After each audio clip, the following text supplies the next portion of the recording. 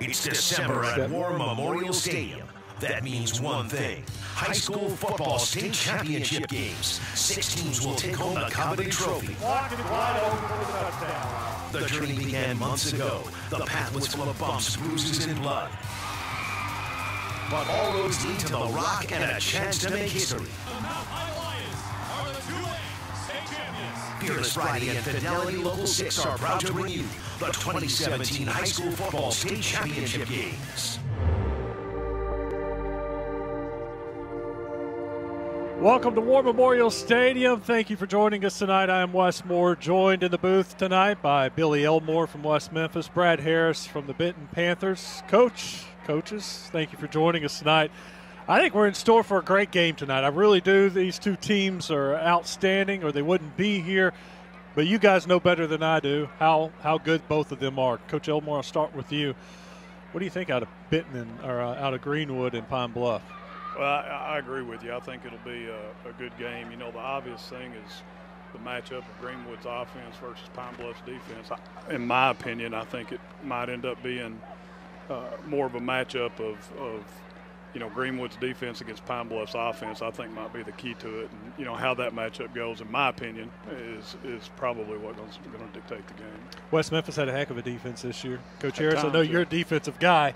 These are two really good defenses playing tonight. I know people talk about Greenwood and their offense, but these are two really good defenses. Yes, Wes, I've really been impressed more with Greenwood's defense over the last 3 years this year than the last 3 that we played them. I thought it was probably their better defense since I've been playing them, since 2015. So I agree with Coach Elmore. I think it's going to be how does Pine Bluff's offense handle Greenwood's defense, and I think that's going to be a big thing to watch throughout the game. Connor Nolan, what does he mean to Greenwood? Well, the thing of it, I was telling somebody today, I said the kid had an offer from UCLA when he was in 9th grade. So, I mean, he obviously he's a great player. From what I understand, he's a great young man too. So, but he's a good player. He's one of those guys that when you watched him on film and breaking down all their games and all that, you knew he was good. But honestly, I felt like by watching him in person, I felt like he was probably better than what I'd anticipated. Kid does a good job. He keeps them in the good plays, and they do the check with me stuff at the line, and that's the thing with Greenwood is they're going to expose every weakness that you've got. And, unfortunately on defense they don't let you play with 12 players, and so you're going to have somewhere that you're not maybe as strong as what you should be, and that's where they're going, and that's the thing that I think he brings to them, and just getting rid of the ball quick. And Greenwood has more than just Connor Nolan on offense. In fact, they call him kind of the three-headed monster that they have at running back and wide receiver and quarterback. Yeah, one of the most impressive things we saw out of Connor Nolan was when he played us. He's throwing a 10-yard out route from the left hash to the right hash, and that's a hard ball to throw. You don't see that in high school very much. But he's also got the Holt kid at receiver. But I think the most impressive offensive threat is Kenny Wood, the running back. I really like him. He's a tough, hard-nosed runner. Got some speed, but he makes his money, in between the tackles, and their offensive line does a tremendous job for him. We're looking at Bobby Bolding right now. What's Coach Bolding have defensively? Well, Coach Harris was talking about the running game of Greenwood. Man, Pine Bluff is really good on their run fits defensively. Their linebackers, they've probably got 3 as good of linebackers as I've seen in a while as far as a set. So, that's going to be another interesting thing. I was just talking to a couple of guys on the Greenwood radio crew, and they felt like the run game was their strength. And I'm not going to argue with them, but I think they could have a problem running the ball, because I think defensively Pine Bluff's really good up front. So would Greenwood be better off, you think, trying to throw the ball more tonight against Pine Bluff's defense? They better stay balanced. I mean, you're going to pop some runs. It's just I'm telling you, as far as the discipline that the Pine Bluff defense has, they really are exceptional in their run fits. Their linebackers are where they're supposed to be. Their middle linebacker is a really good player. So, they're just going to have to mix it up and try to do, it seems like what they've done all year, and stay pretty balanced. You're familiar with that Pine Bluff defense from years of being in the same conference. What is it that gives people fits with Pine Bluff's defense?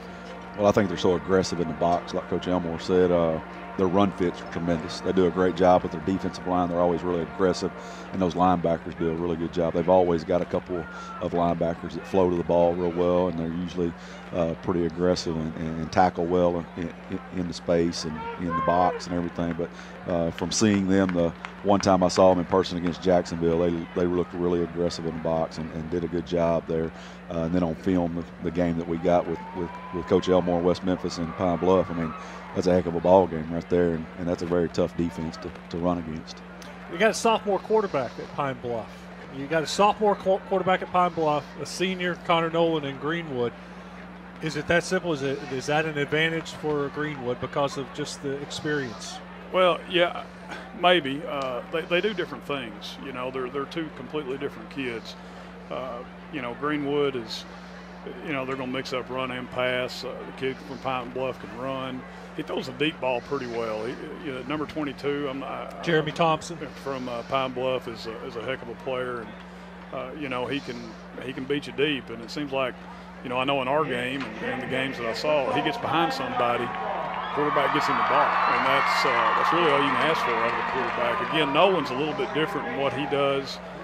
He's more of he is a run and pass guy, but you know, obviously one's going to an SEC school next year, so I mean, I think you'd have to give the advantage there. He's obviously got a sophomore behind him. I mean, the sophomore that he's competing against tonight. So, you know, I think that'll be a good matchup, and you know, they won't be on the field at the same time. So, you know, I don't know how much of a matchup it'll be. It'll be more of the offenses and the defenses going at each other. Coach Harris, how much does Pine Bluff's offense come from their defense? Getting set in field position, turnovers. Right. I think that's a big thing, and I know playing against Coach Bolden and them since 2014, he's always been real defensive-minded, and they always create a bunch of turnovers, it seems like, that their offense feeds off of. I know when we played them in 2014, man, they were relentless with their pressure to the football, and they did a heck of a job. And anytime they seem to get a turnover, they always capitalize on it from an offensive standpoint. So that could be a big thing. We always, as a coaching staff, always say you got to win the turnover margin, you know. And I know that's one thing Coach Bolden will emphasize tonight is playing strong defense against a good Greenwood offense. From doing these state championship games the last 2 years, that it seems to me, and it may be 100% of the time, but it feels like 90% of the time the team that wins the turnover battle is going to win the game. And I don't know what it is about big games, but it seems to be magnified. The turnovers are magnified. I agree with that. It's, you know, I don't know how much of it is about the big game, but it seems like the big games always have to deal with teams that are pretty good. You know, and you turn the ball over against teams that are good, it makes it hard to win. And I mean, you go back in any of the big games throughout the year, it's typically it's whoever turns it over, because you got evenly matched teams. You know, there's not a talent difference, there's not a athleticism difference really big with these two teams. So, you know, I think to me that's why the turnovers get magnified. All right, coming up next, we're just really getting started. We'll have an interview with Bobby Bolden. Spoke with him a little earlier this evening. Rick Jones, Greenwood's head football coach, spoke with him before the game. We'll hear from both head coaches, and we'll come back up in the booth and get you set for kickoff. You're watching the Centennial Bank State Championship game pregame show on Fidelity Local 6 and CW Arkansas. Being local, being part of town, is what really sets us apart. So it's just nice that we kind of take action, you know. The customer service really is asking questions and finding out what the customers needed. This whole company, like technicians, everybody that I've worked with, they go above and beyond to give a good customer experience, more than what any customer expects. And it's nice. Are your devices playing tug-of-war with limited bandwidth, competing for an uninterrupted flow of video, music, games, Snapchats, and online shopping? Get more bandwidth, more capacity, and cover all of your devices. How many people use internet in your home? How much capacity do you really need? Fidelity Communications Bandwidth Analyzer can tell you. Go to fidelitycommunications.com, click the Internet tab, and get started. Stop the tug-of-war. Get Fidelity. Pretend this watermelon represents your total internet bandwidth. Is there enough here for everyone in your household? Let's find out. 2 teenagers connect their phones to Snapchat and stream videos. Mom and Dad have phones connected too, plus a laptop computer. They all enjoy watching Netflix movies, sometimes while using these other devices. Oh, and did we mention the daily online gaming sessions? That's a big chunk. Sorry, all gone. Do you need more bandwidth? Try Fidelity's Bandwidth Analyzer to find out. Visit fidelitycommunications.com and click Internet to get started. Bring home the best in local high school sports with Fidelity Local 6. Catch the players, the rivalries, and the fans that make game days electrifying in your hometown. Watch live broadcasts or on demand with Fido, the whole home DVR entertainment experience. It's the local coverage you want. Fidelity Local 6, the best in local high school sports coverage.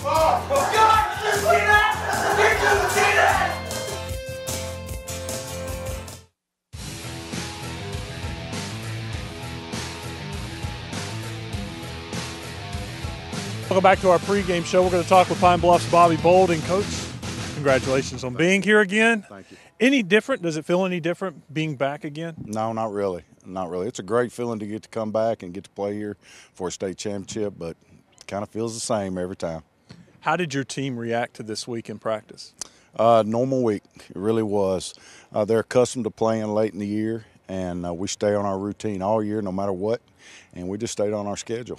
What did you work on? I'm curious this week. What was the focus? Blocking, tackling, alignment, eye discipline, fundamental stuff. Okay, let's talk a little bit about Greenwood. When you offensively, what do you? We're familiar with that 3-headed monster they have, but what do you see? Their offensive line is really good, and you hear about the run back, the receiver, and the quarterback. He's kind of a dual threat kind of guy, but it all starts up front. And if you are good up front, you got a chance to be good offensively. And I think that's what makes them go. And then you got a dual threat guy back there. You do get a little pressure on him. He's got some wheels to escape.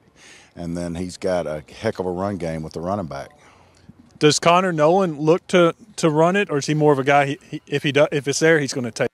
He looks to throw the ball. He's got great pocket awareness, and he'll step up and make a throw. He'll escape and make a throw, and then he'll just escape and run. He's a very headsy quarterback. What makes Kenny Wood so tough to bring down to the ground? Man, I don't know. I got a feeling he's really strong because he runs through a lot of stuff. You cannot arm tackle him. It's going to have to be a mass of bodies to get him down. I know you love defense. So when you look at Greenwood's defense, do you love their defense? I do. They're really good up front. They stop the run, and they force you to throw the ball. They got great eye discipline in the secondary, and they tackle well. And their linebackers get under routes just enough. They're like most linebackers. They're not always where they're supposed to be under routes because they want to stop the run. But that's what linebackers are supposed to do, and they're really good on defense. How about their special teams? Does something stick out? Yeah, the kicker kicks it in the end zone every time, and you're going to start at your 20, and then he nails every extra point. They're just they're really good in all phases of the game. There is not any weakness that I could find. Is there a kicker on your roster as far as extra points and field goals? We have a kicker on our roster, and occasionally we'll try one, but normally we just go for 2. So tonight, score that first touchdown. Is it going to be a 2-point conversion? Or an extra point. Don't know which yet. All right, let's talk about your offense. You got a sophomore quarterback. I got to imagine he's been growing up week by week. He really has. He's gotten better every week. A lot of that has been you could track his improvement with our offensive line's improvement.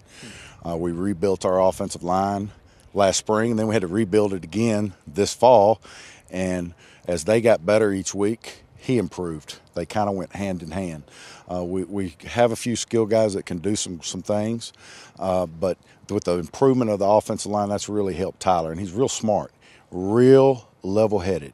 Does not get excited when he makes a good play, doesn't get down when he makes a bad play. Even keel all the time. Great to coach. That's rare for a sophomore quarterback. Very much so, and my quarterbacks coach and I have talked about it, reminds you of the hurt kids mentality for Alabama. I didn't say athletic ability. I said mentality, very calm, never gets excited. So we don't worry about the situation and him getting – now maybe inside he's boiling, I don't know, but, he's really level-headed. You got a junior running back. Probably goes over 1,000 yards tonight. What's he giving you? He rotated with 2 other guys last year. We play a couple other guys this year, and Braylon has ran the ball hard and plugged it up in there. Jeremy Thompson, your wide receiver, he's a big play guy. You look at his catches to touchdown ratio, that's a pretty good. He may want to get him the ball. Yeah, we're going to try to figure out a way to get him the ball because he can do things with it. He's got a knack for getting behind people, spectacular catch, and he's got the ability to catch it in front of you and make a guy or 2 or 3 miss. He is a playmaker, and I'm sure they're going to have an answer for that. You know, they're well coached. They're going to have an answer for that. All right, let's talk about your defense. Earlier this week, Coach Jones said you have 2 maybe of the better linebackers in the state, and bigger linebackers too. Yeah, they are. They're big-bodied kids, not especially tall, but they're both about 220, 225 in that range, and they both run 4.6 and lower. And they're both returning starters. They're in the right place most of the time. They're going to really be challenged on their run fits tonight and on the passing game stuff because there's going to be a lot of backs out of the backfield, things they're going to have to adjust and do to deal with. Sacks, getting after Nolan, is that one of the keys tonight? Try to put some pressure on him? Yeah, I think any quarterback, you want to try to at least compress the pocket on them and make them uncomfortable. Nolan's the kind of guy, if you go back there out of control, he's going to make you look bad. But so we want to compress the pocket, try to keep him in, get our hands up in his face, maybe have him put some air under a ball, and not be back there out of control. Coach, is this right, or is it a typo? You've given up 1 sack all year offensively, is that right? I have no idea. That's pretty good protection. I don't have any idea. A lot of our stuff's play action, 3-step game. We're catching and throwing, so we probably haven't given up very many sacks. Coach, thank you. Best of luck tonight. We appreciate you. You betcha. It's Bobby Boulding joining us. Stick around. Much more of the pregame show coming up. We'll hear from Rick Jones. We'll get you set for kickoff. Fidelity Communications provides access to exclusive original content produced by our regional Local 6 production teams that features members of your community. And we want to remind you that your ideas count. So take action. Help us discover what makes your community unique. Let us know what you want to see on your Local 6. Visit our website, fidelitylocal6.com, and find the contact info for the production manager in your region. Help us make local television the best it can be by being a part of it. Now my daughter plays a recorder, and we have to video her and then post that to her teacher as part of her homework. My kids have to have it. She's only in 4th grade. My other one's in high school, so of course she needs it. But I have so many siblings, and my nephews and my mother are there, and I can't be there. We can FaceTime, and I get to see all of them, and we get to talk, and it just makes it that much better for my mom. You have to have the internet to do just about anything. It's like a necessity. You have to have it. Being local, being part of the town, is what really sets us apart. So it's just nice that we kind of take action. The customer service really is asking questions and finding out what the customer's need is. Thank you for being connected with Fidelity. How many devices will you be running in your home? This whole company, like technicians, everybody that I've worked with, they go above and beyond to give a good customer experience, more than what any customer expects. I firmly believe in doing the best that we can for our customers. It's just so you know, there's no data caps, no overage fees, so you can be on it 24/7. One day I had 5 compliments in a row for technicians, and I think it's a big deal for customers to take time out of their day just to call and let us know that they went above and beyond for them. You know, within Fidelity, teamwork is gigantic. We couldn't be anything without teamwork. We work together.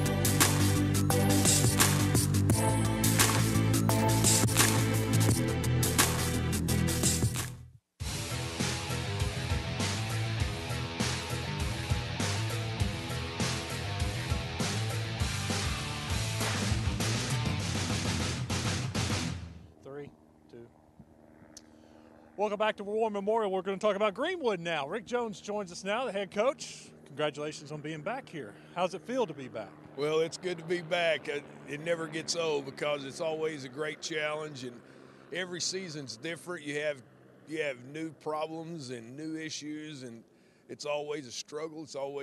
It's fun. That's what makes it fun after all these years, because I was talking to a coach, a friend of mine, the other day. We sort of love the puzzle. We sort of love trying to get the pieces of the puzzle put in the right places and try to get back here, because when you you get to come up here and you see those lights in the distance, you know that this is a big night. I know people are sitting at home. They're 12. No. What kind of problems? What was the biggest problem you guys had to overcome this year? Well, I think it's probably like everything else. It's just making sure the guys are in the right places. We had about 6 returning starters on offense and 7 on defense, which is a lot. But then it's just getting everybody to fit in, getting everybody pulling the right direction. We have great kids. They work hard.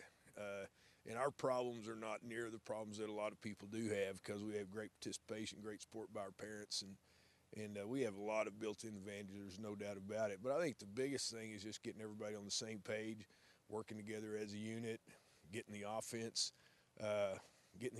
lined out where the line knows what the back's doing in terms of pass protection and vice versa, and just executing what we're trying to do. Coach, let's talk about Pine Bluff real quick. I know Bobby Bolding loves defense. What do you see out of his defense this year? Well, they're really physical. Their front 6, their forcing unit's really, really good. Their inside linebackers are 215, 225. They're big physical kids that played against us last year. They tackle very well. They run the football. And they're sound. They're always very well coached. They have a very good plan. They adjust as the game goes along, so it's a constant chess match. You're always trying to stay one step ahead of them. They're very, very difficult to do that as well. Okay, offensively, from hearing from Coach Bolding, it's been a challenge. They've been getting better and better each week. What do you see out of them now? Well, they're tough because they can throw it over the top and they can run the ball. You know, they have the power game running and then they can throw it over the top. And so it boils down to football math. If you commit too many against the run, they get you over the top. If you stay back too soft, then they're going to be able to run the football on you. So it's always a matter of the football math, how it works out. How many people are you going to commit in the box, stop the run, and still be able to hold up over the top? What's Connor Nolan mean to this team? He means a lot. He means a whole lot. I think he has 30 touchdowns and 5 interceptions. He can run. He can throw. He's been there for 3 years.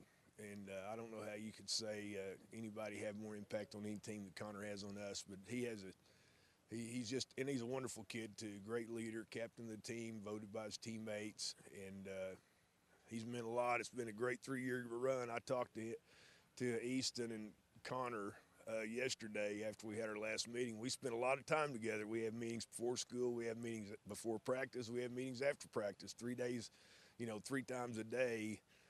5 days a week, and so we spent a lot of time together. And over a period of 3 years, they spent a lot of hours in my office, and I had my little speech for them yesterday, and to be honest, I didn't get through it very well. It's going to be weird next year without them. It is. That's the way it is. It's weird. I mean, it's just a whole new dynamic, and we're going to be doing something else. And we want to make the best of it. We want to enjoy tonight, and we want to play great football and execute what we've planned to do, and come out here playing our best. Without giving away the game plan, what would you like to do or hope to do on offense? Well, we're going to try to – ideally we're able to throw it in and run it. Last week I think we threw 33 times and ran 32, something like that. So we're going to try to be balanced. A lot of it depends on the situation, obviously, but we're going to try to be balanced in that we want to put them in a quandary as to what they want to stop. I don't really care if they're going to let us run. We're happy to run. If they're to let us throw, we're happy to throw. But we're going to go into a game trying to be able to do both, and then make them make a decision as to what they want to stop, and then try to hurt them the other way. We have to talk about your defense because I think it's been I don't want to say a surprise, but when people talk about Greenwood, they talk about your offense. But your defense has been really good. Why? What is it? Well, it probably starts up front with John Womack. He's our nose guard, 3-year starter, actually 3 in a few games because he played a little bit as a freshman. But he's a big, strong, powerful kid. He's about 305 pounds, 6'1", maybe 6'1.5 inch, and he power cleaned 385 at state weightlifting meet. I mean, he can throw people away. He has a great motor and just runs like crazy to the football. And I think it sort of starts there. And the thing that's made us better this year is I think our coaches just done such a great job of teaching tackling, and that's so hard to do in this day and time because you can't go out and beat on people, 3 or 4 days a week, but you do have to learn how to tackle with great technique and great form, and I think that's probably one of the better things we've done. We've been a good tackling team, knock on wood, because Pine Bluff has some guys that can make you look like bad tacklers. Coach, thank you. Thank we you very appreciate much. your time. Best of luck Appreciate tonight. it. You bet. All right, coming up next, we'll get you set for kickoff. Stick around. It's the pregame show.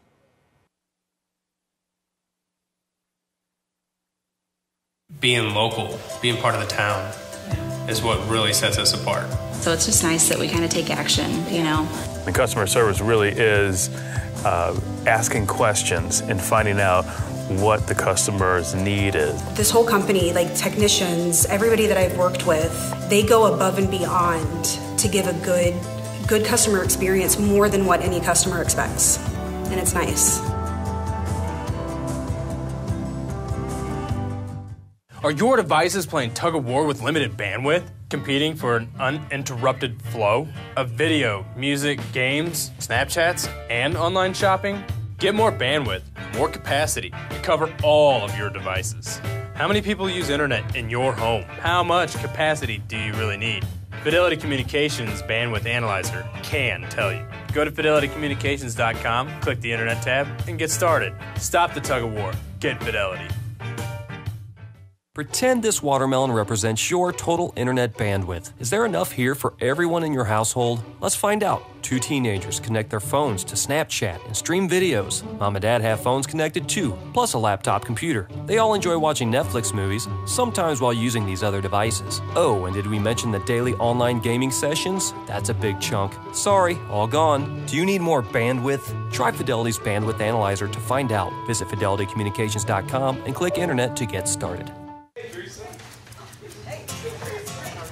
Bring home the best in local high school sports with Fidelity Local 6. Catch the players, the rivalries, and the fans that make game days electrifying in your hometown. Watch live broadcasts or on demand with Fido, the whole home DVR entertainment experience. It's the local coverage you want. Fidelity Local 6, the best in local high school sports coverage. God, did you see that? Did you see that?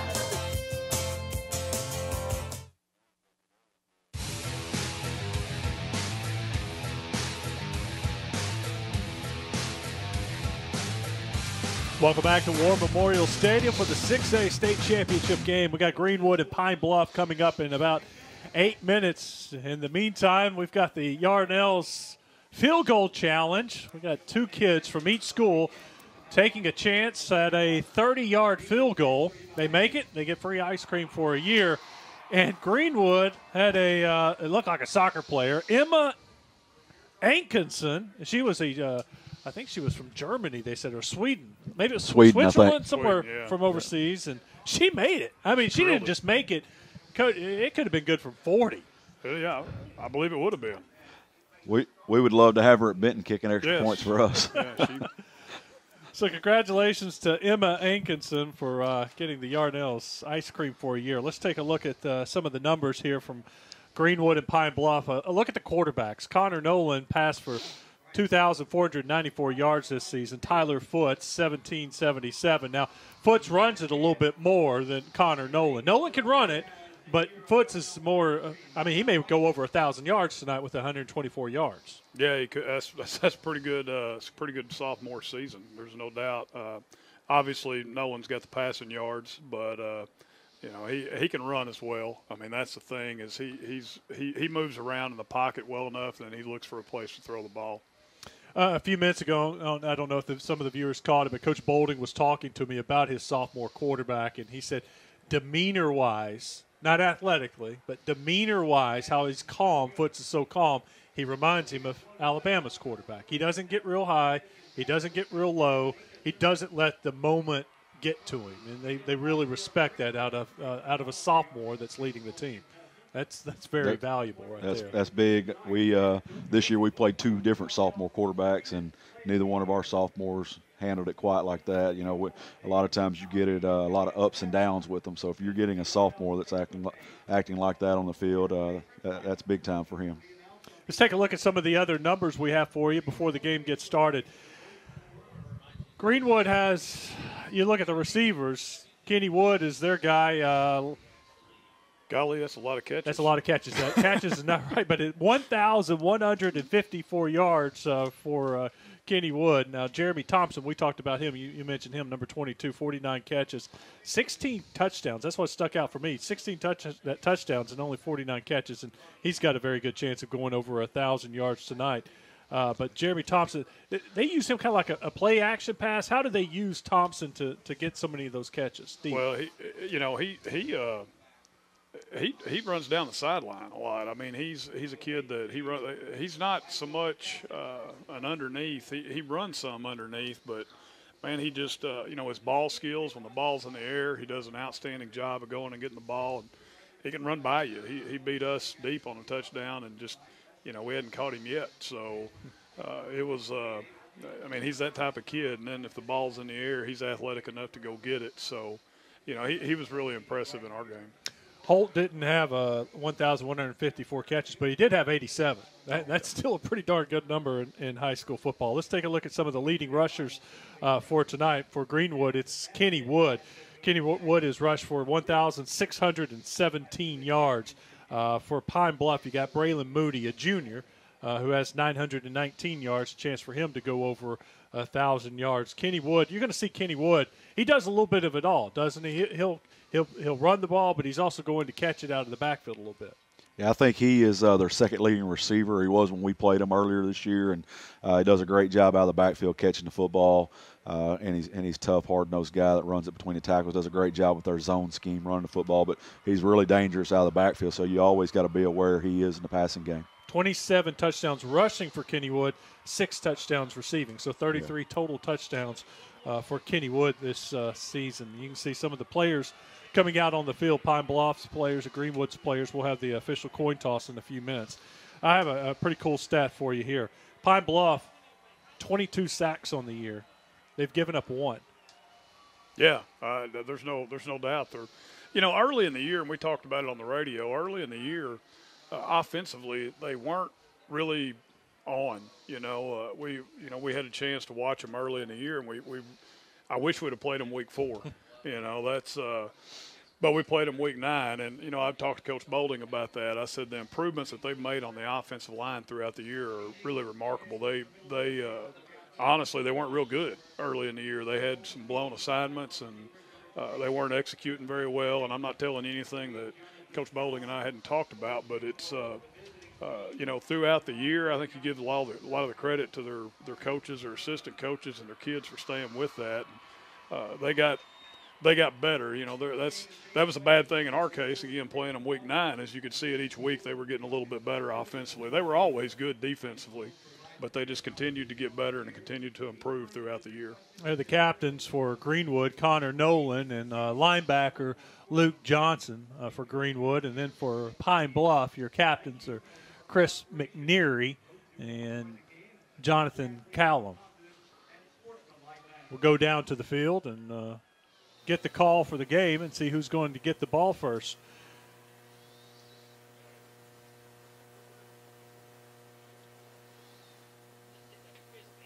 Greenwood looks like they won the toss, and they're talking with the official, deciding what they're going to do.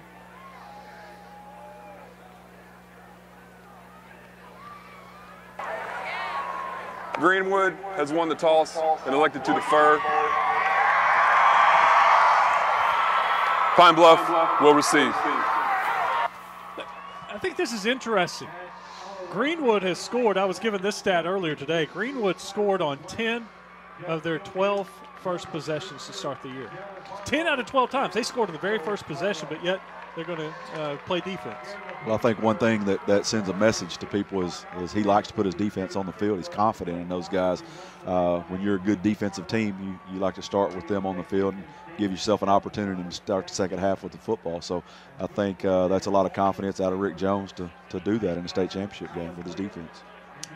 I kind of like the idea of deferring. We deferred this year. Our defense was one of our better parts, but I really like the idea of being able to double dip somebody right before halftime. In other words, you get the last possession, and if you can score in the last possession of the first half, then you get the ball to come out the second half. To me, that's really the biggest reason for our deferring. can hear the Pine Bluff band getting their crowd excited. The Zebras in the tunnel getting ready to run out onto the field. We're less than a minute away from kickoff of the 6A state championship game. Here come the Greenwood Bulldogs and the Pine Bluff Zebras. Great crowd here at War Memorial Stadium for the 6A game.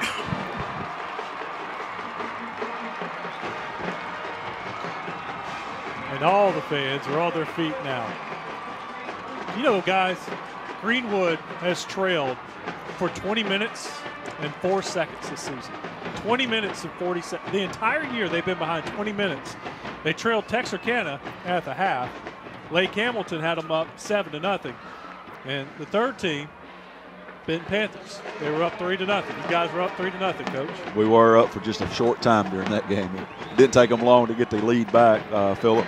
Felt like we played them pretty solid. I think we played them as close as anybody did throughout the year when you look at scoring and everything. Thought we played pretty well defensively, offensively, sputtered a little bit, but you know, they're a really good team, and this is going to be a heck of a ball game tonight. So I guess I'm one of the few that can say we led them for a little bit throughout the year. So that's a positive for the Benton Panthers. Grant Ennis getting ready to kick off for the Greenwood Bulldogs. The Zebras will send 2 men deep. I was told Ennis Pine Bluff's got 10 on the field. Bolden told me that it probably won't matter because Ennis kicks it into the end zone every time. Yeah, he probably will. I don't know if there's any wind, not much, but it'll probably go in the end zone. That's one thing that I've always been impressed with Greenwood's kickers. They'll pin you inside the 5, right on the goal line. It makes it real tough. Their coverages are always really good and make you start with long field position most of the time. That's a weapon when you have a kicker that can do that or kick it into the end zone every time. Yes, sir. Here we are set for the 6A state championship game. Greenwood kick it off, and Ennis puts a foot into it, driving the Pine Bluff returner back to the 1-yard line. Good coverage from Greenwood. He'll be brought down just at the 20-yard line. So that's where the Pine Bluff Zebras will start. First down and 10 from just inside the 20-yard line. The nose of the ball right on the 20-yard line. What kind of defense are we going to see out of Greenwood? What kind of formations do they go with? Well, they're going to be in an odd front. They're going to be in 3 down, and a lot of times they'll end up walking the guy up. And I say that, and looks like here, well, they're 5. Yeah, they're in a 5 front. Got Foots handing it off to his running back. Not much there for Greenwood, or not much there for Pine Bluff. Greenwood all over the play. I think that's going to be a big matchup to watch tonight, is this defensive front against how can Pine Bluff's offensive line handle that pressure. I know, like Coach Elmore said, they'll jump around from different fronts on you from a Greenwood standpoint. They showed us a 4 front. Now you're seeing a 5 front again. Kerry Hadley there. Not much for Kerry Hadley. The tackle was made by Travis Cox. Zebras quickly to the ball, and his foot's keeping it over the left side. Picks up maybe 2 on the play. That'll set up 3rd down and 8. Looked like that was an RPO, and they were in man coverage, so he had to pull it back down, misread on the RPO. One of the captains on the tackle, that's Luke Johnson for Greenwood. No huddle for Pine Bluff. Do they not huddle? They don't. They short huddle. They signal in plays, kind of like everybody does now. They might have a short huddle. 3rd and long for Foots. First drive of the game for Pine Bluff. Foots looking down the field. Has a receiver on the quick slant, and that's enough for a 1st down. Ball out to the 40-yard line. The catch made there by DeAndre Ellison. It's a nice throw and catch with Pine Bluff, number 34, Voda on the tackle. How about Foots here? First throw of the game, and that's right on the money. Kick and play. Kick and play. I don't think there's any doubt. I'm curious to see him getting the 20 personnel. That's 2 backs and no tight ends, and run away from the twin receivers and see how that works. Foots with the back to his left. He changes it over, moves him to the right. That's Kerry Hadley to his right. Now Hadley's going to go back to the other side. Foots keeping it and quickly wrapped up. Greenwood's doing something a little different than we've seen all year. I don't know what you guys saw against them, Coach Elmore, but they're running more of a 5-1 look and kind of, I guess, playing some man coverage, it looks like, and it looks like they're going to send a message to Pine Bluff to play some man coverage, and you're going to have to play action pass. We're going to try to stop the run. We saw some of that out of our 11 personnel with a tight end in the game. We saw some 5 front out of them. Some of the things look similar to what they did against us. Tyler Foots draws the Greenwood defender offside, so 5 yards there. That'll help out Pine Bluff. For the snap, encroachment, defense, 5-yard penalty, second down. That won't make Rick Jones very happy. You got 2nd and long, and all of a sudden you get the offsides penalty, and that's, 2nd and 9 or 2nd and 4. That makes things a lot easier. It's a big difference in offensive play call. I know you much rather have a 2nd and 3 or 2nd and 4 than that 2nd and long. Braylon Moody checks into the game, and Moody fake handoff, and it's a pass again off the hands of his receiver this time. DeAndre Ellison caught the first pass. This time he wasn't able to bring it in. That'll bring up 3rd and about 4 for Pine Bluff. So basically Greenwood right now is daring Pine Bluff to throw the ball. Yeah, for the most part. The inside receiver right there was wide open. I don't know if that, we'd think that would be man coverage, but I don't believe so with the way the receiver shook free right there. Greenwood did a really good job against us, mixing some coverages, doing different things. They're really aggressive in the secondary. Foots back in the pocket, looking to throw, has a receiver, and it is caught for another first down, another 3rd down conversion for Foots, and Ellison hooking up for the 2nd time today. That was a nice throw. Threaded it in between 2 defenders. A Greenwood player almost breaks on the ball, makes a good play, but great throw by Foots. Just over the outstretched hand of the Greenwood defender from our angle up here. I thought it had a chance to be intercepted. It did. I thought the same thing. It was just a heck of a throw. I mean, there's no way you could have thrown that any better, an inch or 2 the other way, and it's an interception. Foots with the ball, looking to pass again. A little pressure, steps away, scrambles to his right, throws it deep down the field. He's got a receiver there, and it's caught for a touchdown. Great ball skills. What a catch there from Jeremy Thompson. He is their touchdown machine. The 17th touchdown of the season for Jeremy Thompson. Just one-on-one, man against man. He goes up, makes the play. Got incredible ball skills. That's what we were talking about earlier before the game started. He's the one that balls in the air, 50-50 balls, it's probably not a 50-50 with him. He does a great job of coming down with them.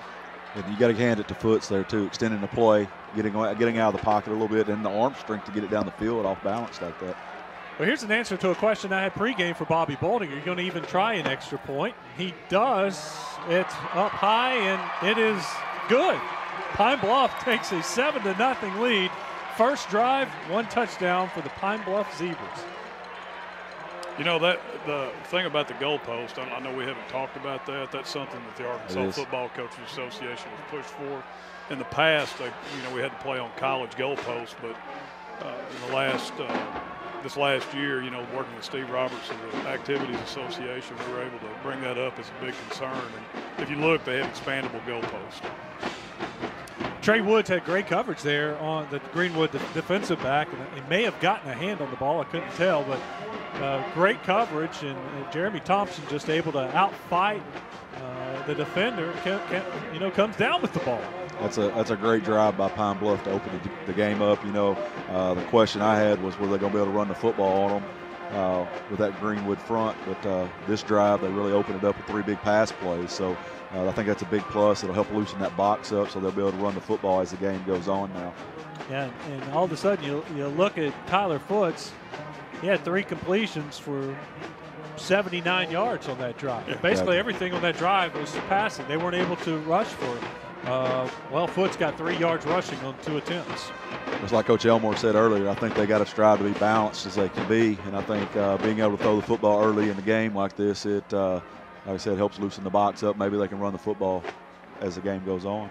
Well, Jeremy Thompson just caught the touchdown, and now Jeremy Thompson is going to kick off for the Pine Bluff Zebras. He didn't get to celebrate too long.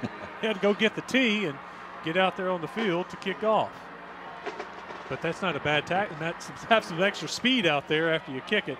Yeah. Greenwood will return the kick from about the 12-yard line, and ball across the 27, and Pine Bluff is there. Whole host of Zebras to stop the returner for Greenwood. That was Aaron Ohl, and he is their primary kick returner. Ohl also a defensive back for Greenwood.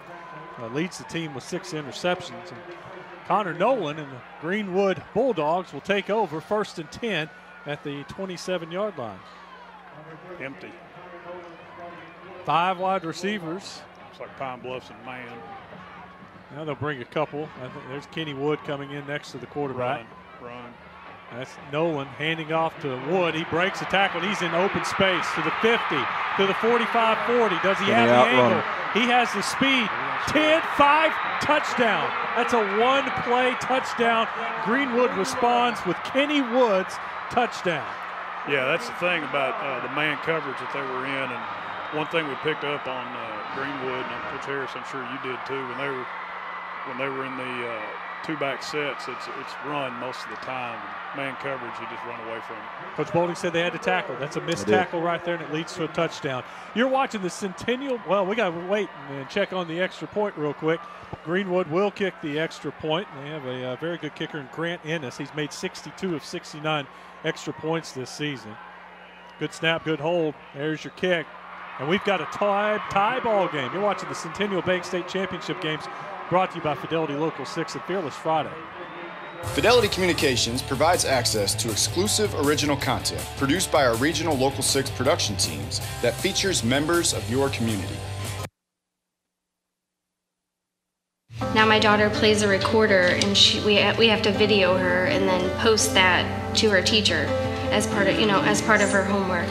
My kids have to have it. She's only in. Fidelity Communications provides access to exclusive original content produced by our regional Local 6 production teams that features members of your community. And we want to remind you that your ideas count. So take action. Help us discover what makes your community unique. Let us know what you want to see on your Local 6. Visit our website, fidelitylocal6.com, and find the contact info for the production manager in your region. Help us make local television the best it can be by being a part of it. Being local, being part of the town is what really sets us apart. So it's just nice that we kind of take action, you know. And customer service really is asking questions and finding out what the customer's need is. This whole company, like technicians, everybody that I've worked with, they go above and beyond to give a good customer experience, more than what any customer expects. And it's nice.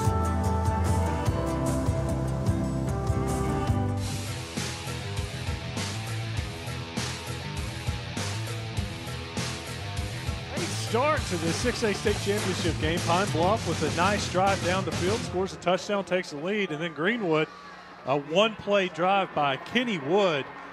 I got to say, guys, Kenny Wood's got a little speed on him. He outran the Pine Bluff secondary, going 73 yards. He did. He kind of took the angle away from Pine Bluff safety there to get into the end zone and everything. It's kind of got to be a little bit of a morale boost for Greenwood to come out after they get drove on and open up with a one-play hitter, big score. Another good kickoff from Grant Ennis. It drives the Pine Bluff returner all the way to basically the 1-inch line, and he was able to return it, but DeAndre Ellison returns it past the 20. They'll start 1st and 10 from the 23-yard line. Ellison had 2 catches for 29 yards on that first Pine Bluff possession. Jeremy Thompson, the big catch, 1 catch, 43 yards for the touchdown. I love the replay on that.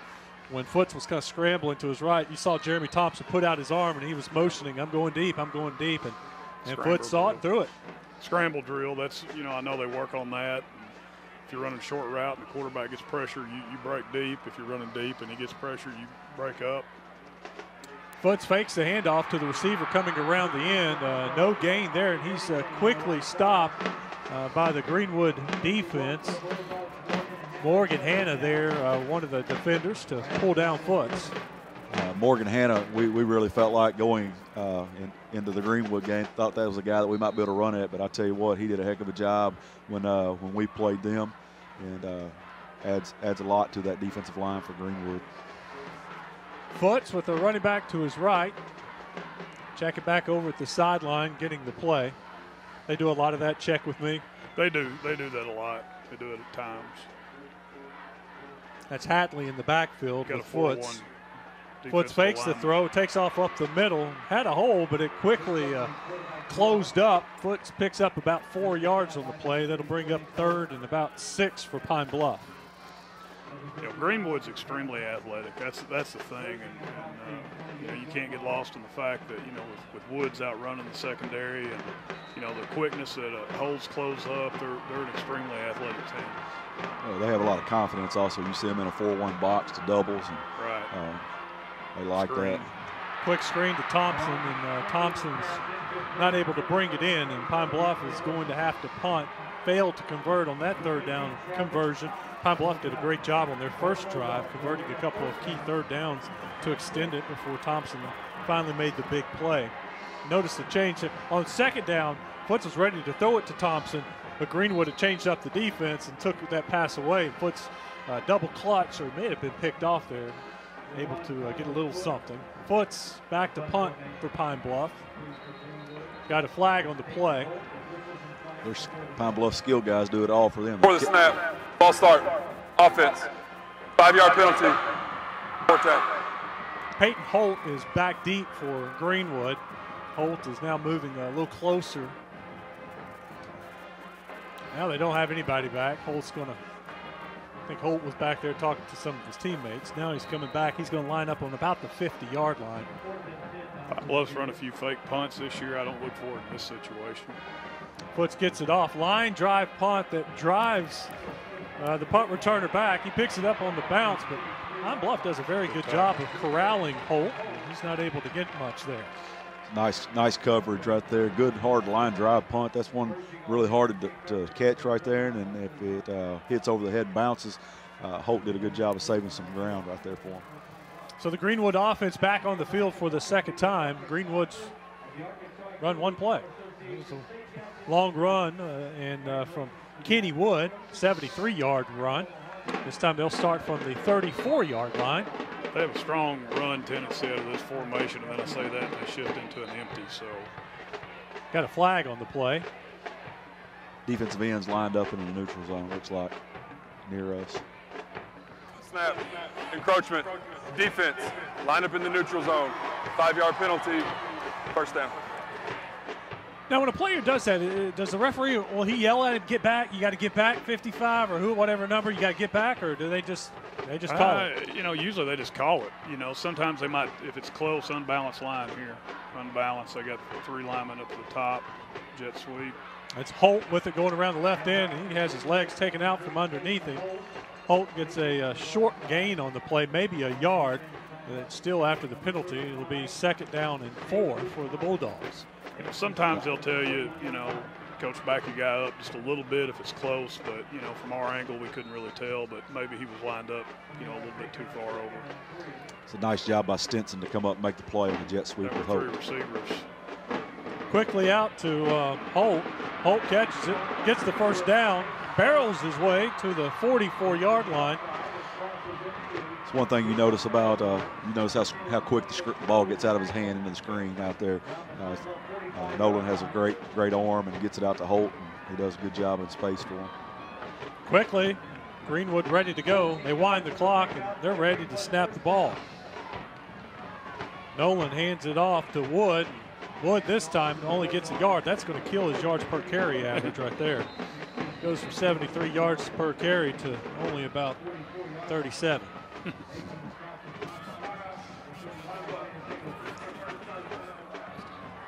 All right, we'll take a break with them. You're watching the Centennial Bank State Championship games brought to you by Fidelity Local 6 and Fearless Friday.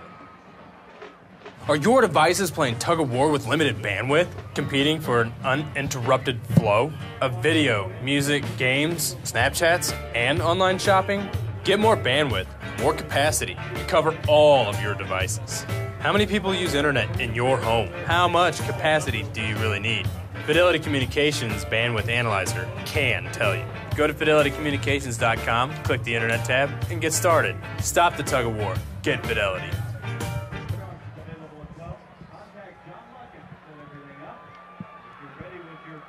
Back at War Memorial Stadium for the 6A State Championship game. We're all tied up. Pine Bluff scored on their first possession. Greenwood quickly responded with a 73-yard touchdown run from Kenny Wood. Pine Bluff just called a timeout. Now Greenwood's facing a 2nd and 9. Nolan rolling to his left, looking downfield. A little bit of pressure. Nolan pointing the way for his receiver to go. He throws it downfield. Is that caught? He catches it. Let's look for the reaction from the officials. They're going to say he was in. Sideline. Peyton Holt with the catch way down the field. got his foot down, or maybe both feet. How about the throw by Nolan? Rolling to his left. Rolling to his left, throws the vertical ball, points him down the sideline, keeps him in bounds just enough so he can make the play or nobody. And then Holt makes a heck of a catch for him. First down and 10, just inside the 15. Nolan's going to keep it right up the middle, nothing there. Pine Bluff's defense quickly closes the hole. Pick up, maybe 2 yards for Connor Nolan. One thing I was really impressed with when we played Greenwood earlier this year was Holt. Man, he makes some really good catches. He's not a real big kid, but he made a one-handed catch against us on the sideline, very similar to this. Back in our game, it was a big game changer, converted on a big third down conversion, I think.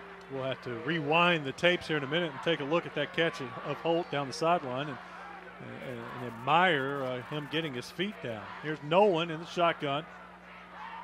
Looking to pass, has a receiver on the outside, a little high, unable to bring it down. That's Holt again on the outside. That'll bring up 3rd down and 9. Played baseball in college with Holt's dad. His dad's name is Keith, so a little side knowledge there. And Peyton's a baseball player also, right? I think so. I think he is. I think that he has some baseball offers. Maybe even committed to somebody already played down in baseball. Louisiana. Louisiana Monroe or somebody like that, I think. All right, you got Nolan with Kenny Wood to his left. 3rd and 9 for Greenwood. Nolan looking to pass. Now he's going to take off, scrambles to his right. Pine Bluff close again. He's got a receiver in the end zone. Intercepted. And it's ruled incomplete. The Pine Bluff defender tried to sell it and tried to convince. That's Antonio Snow. He was trying to tell him he caught that, but be 4th and 9. Here's the replay of it. What a great play. Fantastic. It's hard to tell if he had his hands underneath it or not, but Greenwood had a man open for the touchdown. Kate Orlichek was there, the intended receiver, and the defender did a good job of closing and knocking it down. Nice job by Pine Bluff's front, getting some pressure on Nolan to get him out of the pocket, making him throw on the run. Grant Ennis will try a 30-yard field goal. Ennis's kick is long enough, and it is good. Ennis is now 11 of 13 on the year for field goals. He had a long of 37, and that one from 30, and man, that would have been good from 47. Yes, strong leg. He does a great job with their extra point field goals and kickoff. Anytime you got a kicker, like you said earlier, Wes, that can put it in the end zone, it's always a weapon, and you can count on it from the 20 and in. So that's big time for Greenwood. Remember the stat I told you earlier that Greenwood had scored on, 10 of their first 12 possessions? Well, make that 11 thanks of 13. to Kenny Wood, you can make that 11 out of 13 they've scored first possession. And they trailed, though, in this game for only the 4th time this year because Pine Bluff went down and scored first. But quickly, they responded. So I bet they were behind for about 8 seconds. And then we're tied, and they get the ball, get a stop, get the ball back, and now they are ahead.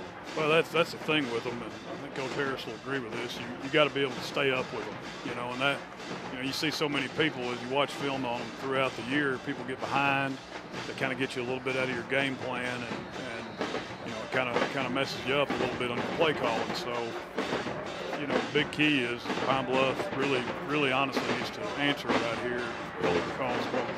One thing you can count on out of Greenwood anytime you play them is if you get up, they're not going to lay down. They're going to come back and they're going to fight with you. And you've got to be ready to go punch for punch with them for an entire 4 quarters.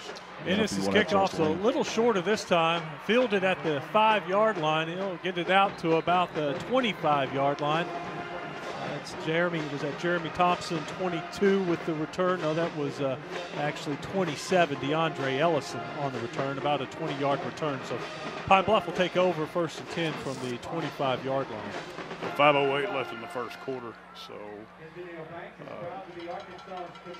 been a fast-paced first quarter, really. Yeah, see if Pine Bluff gets an answer here. Was that something to build off of, Pine Bluff getting that stop and holding them to a field goal? I think you sell that as a coaching staff, definitely. They get inside the 10-yard line, or inside the red zone, I should say, and they hold them to a field goal. I know we talk about that all the time. Woods hands it off, and coming around is Braylon Moody towards the near side, but Moody is brought down for a gain of about 1 yard. And once again, you see that Greenwood defense quick to get outside and make a sure tackle. Aaron Ohl on the tackle. One thing that I was impressed with them so much this year, Wes, was you notice the open field tackling. It's a one-on-one situation against a really talented guy from Pine Bluff, and and he drops him for a 1-yard gain when you think that he's ripped off several yards. Yeah, Moody's got 919 yards rushing, and he just brought him down in the open field. Exactly. Moody's still in there next to Foots. Got a receiver in motion. 2 receivers to his right, 1 to the near side. Foots looking to pass. He's going deep down the field. Just overthrows the receiver, running man-to-man. Is that what they were doing again, going man-to-man with Jeremy Thompson? Well, I honestly I don't know if that was man or not. Really, when a lot of deep balls end up looking like man-to-man anyway. Honestly, the underneath coverage, not real sure what they were doing there. Again, they do a good job of mixing up their coverages and doing some different things. Kenneth Chick, their defensive coordinator, does a really good job of that. So it was hard to tell on that one. Another big third down attempt for Pine Bluff, 3rd and 8. Foots is going to keep it. Foots gets across the 30-yard line to the 31, but he's going to be short of the first down. Look at number 47 for Greenwood coming up from his safety position, making a play right there. When it looked like there was a little bit of space, he rolls down from his safety position, helps make the tackle. Dylan Vota on the tackle. And here's number 34, Nick Vota on the tackle. Nick leads the team with 143 tackles. Yes. From his linebacker spot. Keep an eye on this. Foots punts it, and it's another line drive kick. Peyton Holt fields it, looking for some room, and he's brought down at the 41-yard line. Nice coverage again by Pine Bluff, not giving Holt a lot of space. He's a shifty little guy, so you got to make sure you cage him in and do a good job with all your coverage. Holt a weapon for them at wide receiver. He can also run it on some end arounds, and then as you can see, he's also their punt returner. So Greenwood takes back over. 3 minutes and 33 seconds to go in the first quarter. They lead at 10-7. Ball on the 41-yard line. Nolan, empty backfield. 3 receivers to his right, 2 to his left. Nolan looks to his right, quick throw, and there's his man, Holt. Holt spins out of a tackle, gets the ball across the 45-yard line into Pine Bluff territory. That's good enough for a first down. They'll move the chains. That's one thing Greenwood's so good at, is just throwing an uncovered route right there. And Nolan does a great job of finding that space, and their receivers do a really good job of finding that in or out cut, whatever they need. Nolan to pass again, looks to his left this time. Quick little jab step, nice move, spin move from Holt. Holt almost a first down, looks like he's just short. Well, you see Pine Bluff's walking their linebacker, their strong side linebacker, out over the number 2 receiver, which now they've changed that up a little bit. Looks like they're going more of a man coverage. Nolan with Wood to his left. Nolan keeps it, quick slant. That'll be a first down, but Pine Bluff makes the tackle as soon as the receiver is able to bring it in. That's Josh Barlow with the catch. Barlow with his 28th catch of the year, and that'll get him over 300 yards for the season. 2 sets, probably going to force Pine Bluff into more of a 4-1 look. Nolan with Wood to his left. Nolan looking to throw. Going over the middle, deep over the middle. He's got a man inside the 5-yard line. That's Barlow again. Second straight catch for Barlow. You notice Kenny Wood came out of the backfield up the sideline, and the safety stayed over the top of Wood there and opened up the middle of the field for the post. Middle was wide open, and look at the throw from Nolan. Just absolutely perfect on the money with the receiver running. Catches it in stride and is able to pick up a couple more yards. First and goal from the 5. Nolan to Wood. Wood powering his way in. Wood for the touchdown. Kenny Wood, nothing there, and the drive to finish it off for the score. Yeah, that was impressive right there. Just kind of bringing the pile back into the goal line and just driving it into the end zone. Wood is a very tough runner, and we was really impressed with him, the way he ran the football against us. And then that big offensive line just helped him into the end zone the last yard, it looked like. There were 3 offensive linemen helping finish off that run. Like a rugby scrum right there at the end, I guess. I think that's what you call it. I'm not much of a rugby guy. I don't know a whole lot about it. You used to see that called a penalty for assisting the runner a lot of times, but now don't see that very often. Ennis with the extra point, and Ennis boots it through the middle, and Greenwood takes a 17-7 lead in the first quarter. You're watching the Centennial Bank State Championship games, brought to you by Fidelity Local 6 and Fearless Friday. Pretend this watermelon represents your total internet bandwidth. Is there enough here for everyone in your household? Let's find out. 2 teenagers connect their phones to Snapchat and stream videos. Mom and Dad have phones connected too, plus a laptop computer. They all enjoy watching Netflix movies, sometimes while using these other devices. Oh, and did we mention the daily online gaming sessions? That's a big chunk. Sorry, all gone. Do you need more bandwidth? Try Fidelity's Bandwidth Analyzer to find out. Visit fidelitycommunications.com and click Internet to get started.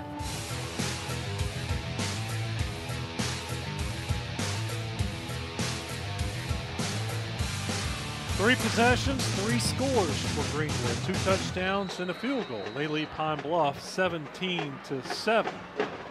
Brandon is ready to kick off.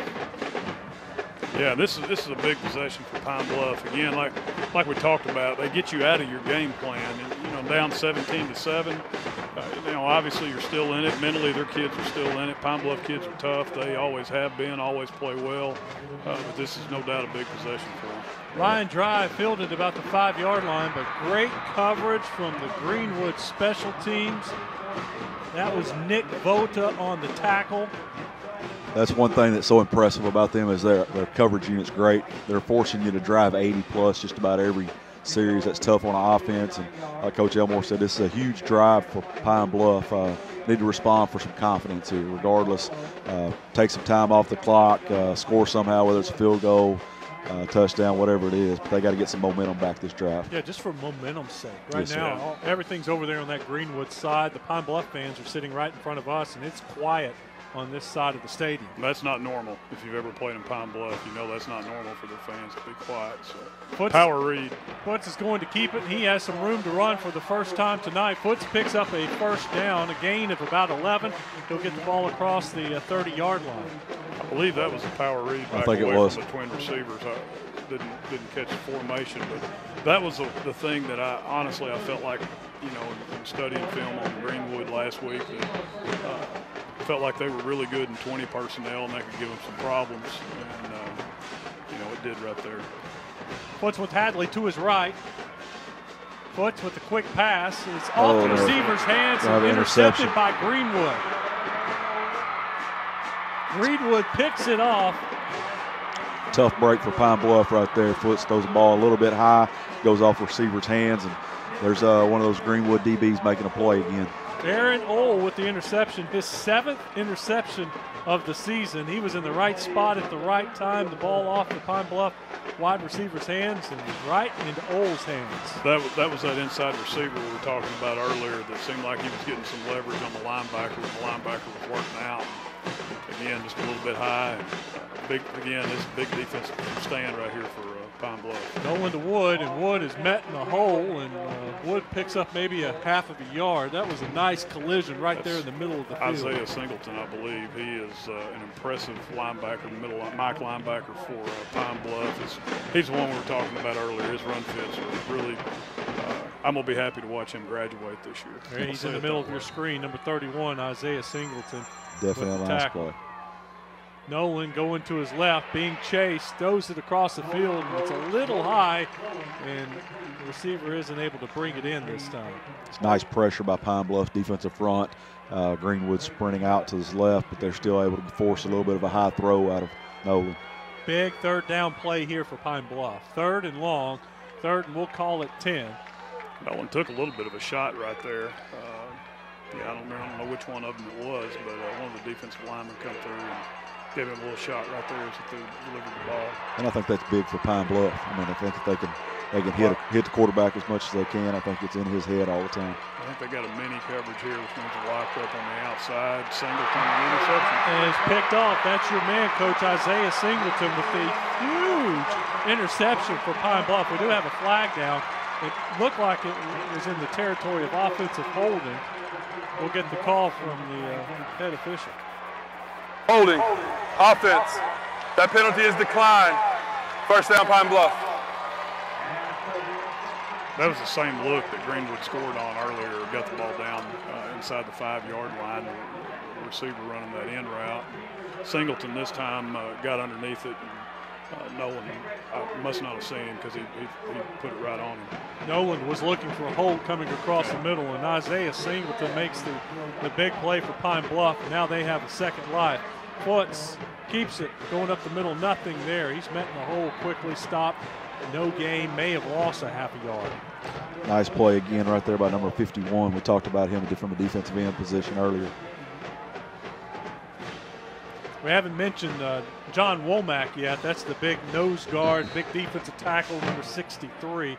11.5 sacks for Greenwood. And Coach Boulding talked all week about they had to somehow try to slow down John Womack. 375-pound power cleaner. Wow. I remember that from last week. For a high school kid, that's phenomenal.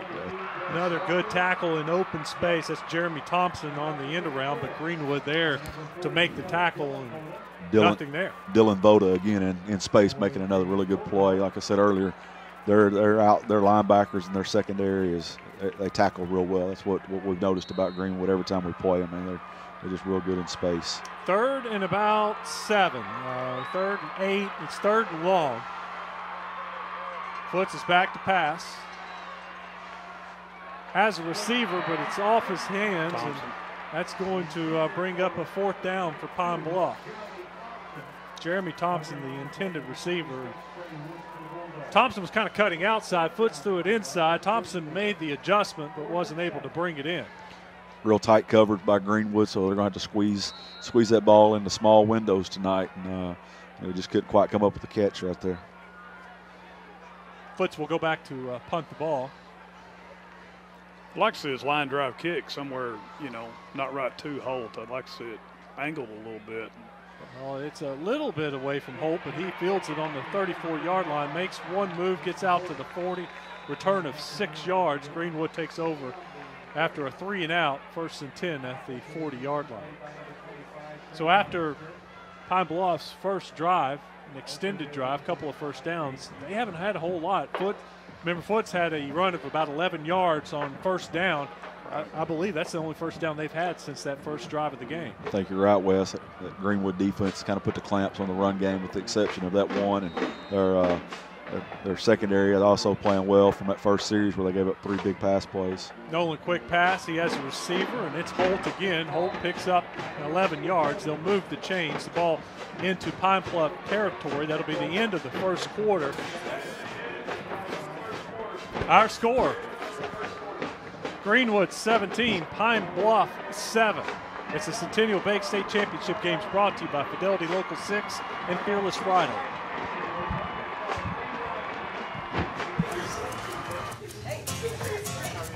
Bring home the best in local high school sports with Fidelity Local 6. Catch the players, the rivalries, and the fans that make game days electrifying in your hometown.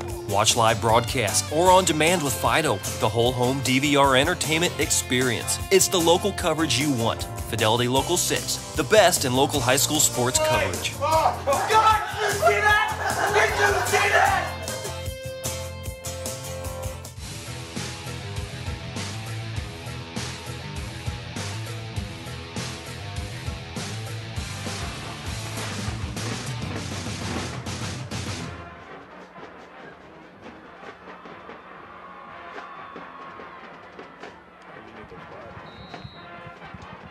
Here we go, back quickly. Greenwood with the ball. First, Greenwood is trying to add to the points. They got a receiver open over the middle, and he is gone. 10-5, touchdown, Peyton Holt for the Bulldogs.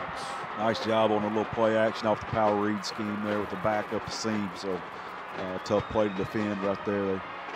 Interior box, jumped that real hard. Well, your safety rolls down, seeing the power read. It's just an RPO, the run pass option that some people are running right now. They just got Pine Bluff safety to bite on. Is that a play that's set up during the timeout between quarters? Is that something they were able to talk about and maybe hit them with? Probably not. Honestly, that's probably just a play that they run. There's a lot of people that do that and run that play, and they executed it perfect right there. They might have seen something. They might have seen maybe a safety or something from Pine Bluff getting involved too quick in the run game, and might have been something that their coaches saw in the press box. But it was That's not really a trick play. I'm sure that's just part of their offensive playbook. I would agree with that. I would think that they probably saw something from a previous play that saw flow real hard.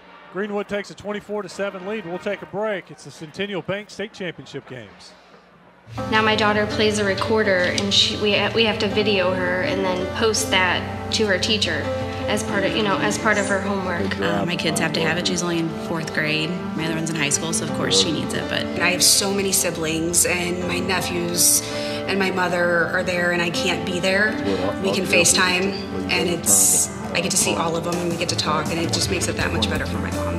you have to have the internet to do just about anything. It's like a necessity. You have to have it. Fidelity Communications provides access to exclusive original content produced by our regional Local 6 production teams that features members of your community. And we want to remind you that your ideas count. So take action. Help us discover what makes your community unique. Let us know what you want to see on your Local 6. Visit our website, fidelitylocal6.com, and find the contact info for the production manager in your region. Help us make local television the best it can be by being a part of it.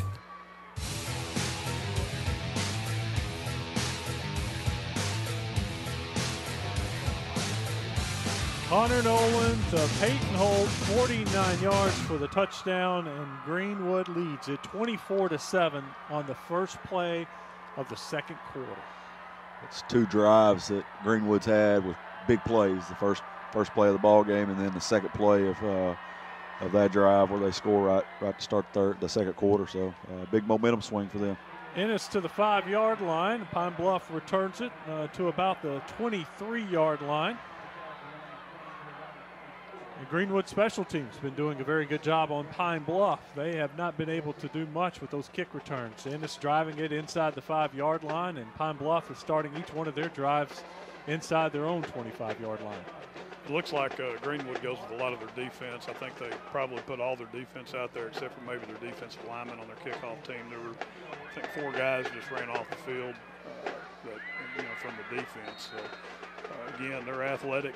They've got some kids that can run and get down and cover. Tyler Foots in the shotgun, has a running back to his left, brings Thompson across, gives it to Thompson. He's over the left side. Thompson picks up 3. Look at the pursuit for the Greenwood defense. Again, their safety rolling the alley and making the play where it looks like Pine Bluff's running back's going to get positive yards, and you think it's a big play, and they get 2 yards out of it. Yeah, look, I mean, there was a crease right when he got the ball. There was a crease, and thought he might, if he gets out of there, I don't know if anybody can catch him, but he, the hole closed so quick there really wasn't anywhere to go by the time he got to the point of attack. 2nd and 8 for the Zebras. Foots brings a receiver in motion, fakes it to him, looking to pass. Open, flag route.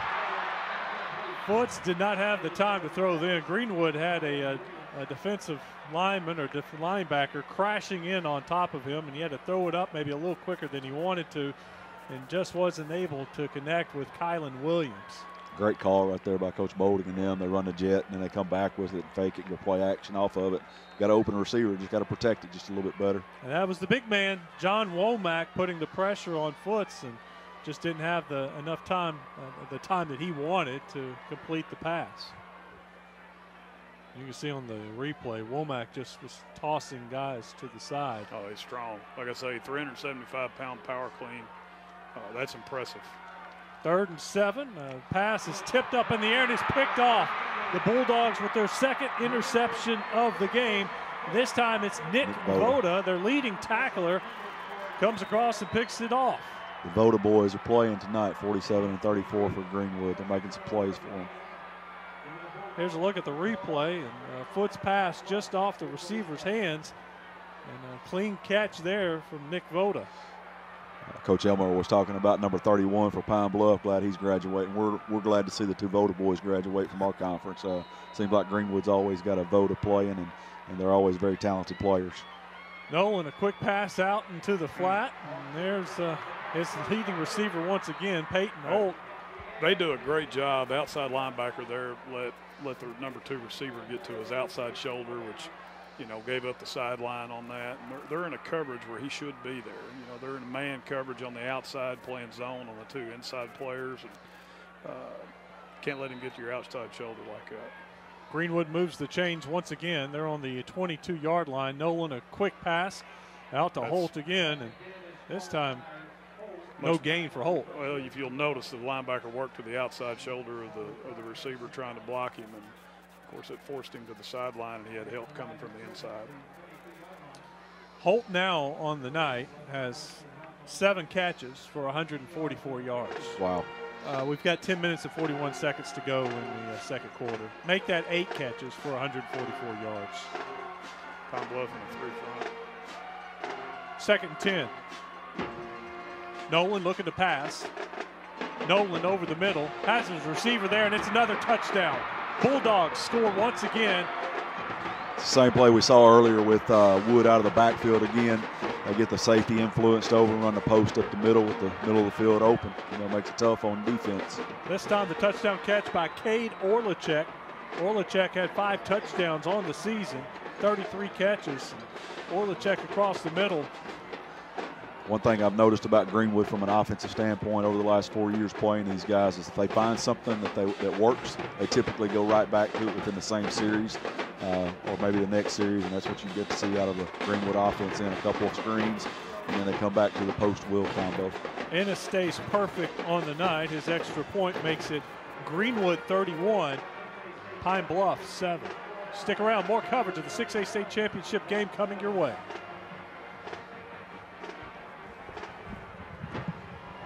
Fidelity Communications provides access to exclusive original content produced by our regional Local 6 production teams that features members of your community. And we want to remind you that your ideas count. So take action. Help us discover what makes your community unique. Let us know what you want to see on your Local 6. Visit our website, fidelitylocal6.com, and find the contact info for the production manager in your region.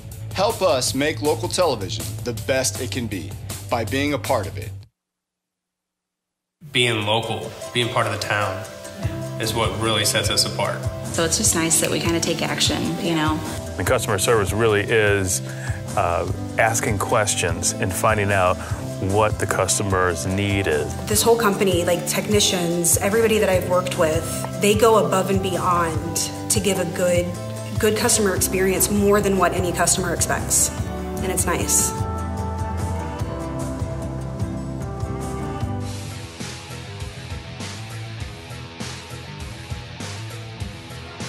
Ten minutes and 35 seconds still to go in the second quarter, and Greenwood already has racked up 279 yards of offense. Connor Nolan, 11 of 15 with 197 yards passing, 2 touchdown scores. Kenny Wood, 4 carries, 79 yards, 2 touchdowns. Peyton Holt, 8 catches, 144 yards receiving, and 1 touchdown. Ennis's kickoff goes to about the 1-yard line. Pine Bluff returning it, trying to get to the right side of the field to the 20, 25, and he's going to be knocked out of bounds at the 28-yard line. That's some of the better field position probably that Pine Bluff started with. I know they've done an excellent job of covering. It is. And so what you saw there, though, you thought the Pine Bluff kid was going to take the edge and get up the sideline, and Greenwood, again, guys in a great position to run him out of bounds there, and they're starting from the 28-yard line. Still got to go 72 for the score. That was Ellison on the return for Pine Bluff, his best return of the night. So the Zebras in a dire situation, back kind of up against the wall. They need to get some points. They need to get some momentum, get their fans, their sideline involved in this game. Foots hands it off to get across the 30-yard line. That's Braylon Moody on the carry. Nice crease up front with the Pine Bluff offensive line. There you see number 34, Voda on the tackle again, and the big man, Womack, in there also. Moody picks up about 5 yards on the play. We'll bring up 2nd and 5. Foots is going to keep it. He's following Moody and another blocker. Gets the ball across the 35-yard line, but that's going to be it. Pick up about 2 on the play. Bring up a really big 3rd and 3 for Pine Bluff. They need first things first, you need a first down. They need to convert right here to extend the drive. You don't want to give it back to Greenwood right now the way they're playing. Keep the defense over on the sideline, give them a chance to review the film. Yep. That's one thing that's helped out high school football, I think. is you get to review a little bit on the sideline and everything with the technology and everything. Sometimes maybe if they get a little break over here, maybe they can regroup and make some things happen. Big play right there. Foots followed his running back, Braylon Moody. Moody was able to pick up a block and sealed off a defender. And Foots easily picks up a first down. And Pine Bluff, it's only their 5th first down of the night. Many of those came on the very first drive of the game. The block there from Moody opens it up, and Foots moves the ball to the 47-yard line. Foots, Moody still in there with him. Moody's going to carry it this time. He spins his way across the 50 to the 49-yard line. Positive play on first down for Pine Bluff. Pick up a 4. Well, it looks like they're settling down just a little bit, not trying to, take what's there. I mean, do what you do. Pine Bluff is a power run team, and they run the power extremely well. And let's calm our guys down a little bit. Let's move the football, get some first downs, punch one in. And, might give you a different perspective on the way things are going. Foots fakes a handoff, quick pass to Jeremy Thompson. Thompson catches it for the first down. I like Coach Elmore said, you can't get out of your game plan. I think they're a run team with the play action, everything pass game. So I think Pine Bluff is a big drive for them if they can establish and run and hit a play action or two this series and go down and score. I think that's a lot for their confidence. This is a huge game, no doubt. There's some other big games going on across the state of Arkansas right now. I was just handed a note. Arkadelphia scored 28 straight points. They lead Pea Ridge 28-10. Foots looking to pass, pressure all over him. Foots nowhere to go, and he is brought down by the Greenwood Bulldogs. Great pressure by Greenwood. You see Womack in the middle. Several of Greenwood's defensive linemen just swarming right there. I believe it was Womack that started it all. Yes. He was the first one there and had the pressure. Actually, was that 53 and not 63? I think it was 53 on the final. They finished him off. 63 started it. I think 53 finished him off. Hunter Webb. I'm used to seeing that 63 in there, and all kinds of pressure. And so that throws Pine Bluff way behind the chains after a couple of first downs. They had a little something going with this drive, and the sack sets them back. 2nd and 21. Foots is going to keep it, and there is absolutely nothing there. Greenwood's Camden Bashirs was there from his linebacker spot and makes the tackle. Looked like a little bit of maybe of a bust play. He held the ball for just a second, delayed. I don't know if there was a little mix-up or not. Don't know if it's planned or not. Look at Bashirs there. He came in unblocked, makes the tackle for a loss. I believe he was probably supposed to put somebody in motion because he took the snap and he looked to his right like somebody was supposed to be there and there wasn't anybody there. Looked like he wanted to hand it off to somebody that wasn't there and then just had to tuck it and run. Or have a read or something. 3rd and very long. Foots is just going to hand it off to Moody up the middle. I think they got the face mask there. You notice one thing we talked about earlier. Greenwood, look how they just swarm the football from a defensive standpoint. The safeties really get involved in the run game. And like I said, I think you're going to get maybe a face mask penalty here. During the run, personal foul, face mask against the defense. 15 yards from the end of the run, still 3rd down. Not an automatic first down in high school. It was 3rd, very long. As you see, the hand right there grabbing the face mask, an easy call. But it does create a manageable 3rd down for Pine Bluff. Makes it to where, I'm sure Coach Bolding's telling Coach Lovelady's offensive coordinator, you got 2 downs to get it here. Right. I can't. Obviously, there's no reason to punt here. You're down. You got to get something positive going. You're on the plus end of the field, so I'm sure he's got 2 downs to get this yardage. So from 3rd and 23 to 3rd and 6, Foots looking to pass. He's under pressure. He's going to tuck it and run. Foots has the first down and more. So Foots is able to convert with his feet. We've talked about Foots passing. He's thrown for 777 yards, but he came into the game with 876 yards rushing, so he can run it. Yeah, he's two-dimensional. He gets outside of the pocket. And in the read run game, he does an extremely good job, so he's a good weapon for him. Foots gets the ball to inside the 25-yard line, or right at the 25-yard line. Foots is going to keep it again, following big number 54. Picks up about 3 yards on the carry. Looks like Pine Bluff got into a too tight set and walked their back up and tried to spread that Greenwood front out to get some angles to run the football. You know, the penalty right there really, Pine Bluff got the sack on first down, and it was a terrible sack. I think they lost 15 yards or something like that. The face mask penalty really put it back in a manageable third down situation to be able to keep the drive alive. Gain of about 4 on the play. Foots is going to keep it again. Spins, gets inside the 20, down to the 18. And was that a safety coming up to make the play there? Was that what you were talking about? It looked like he had somewhere to go, and then someone comes flashing in and makes the tackle right when you think he's got a little room to run. And he's brought down quickly. That's what I was talking about, Wes, earlier. Those guys, they do a great job. They almost have linebacker instincts, and they feel alleys real well, like Coach Elmore talked about from Pine Bluff defensive front. Their linebackers fit well. Well, Greenwood's safeties fit in those alleys really well for them. You know, if they're going to run fit like that, that's something that just in briefly talking to Coach Bowling about it.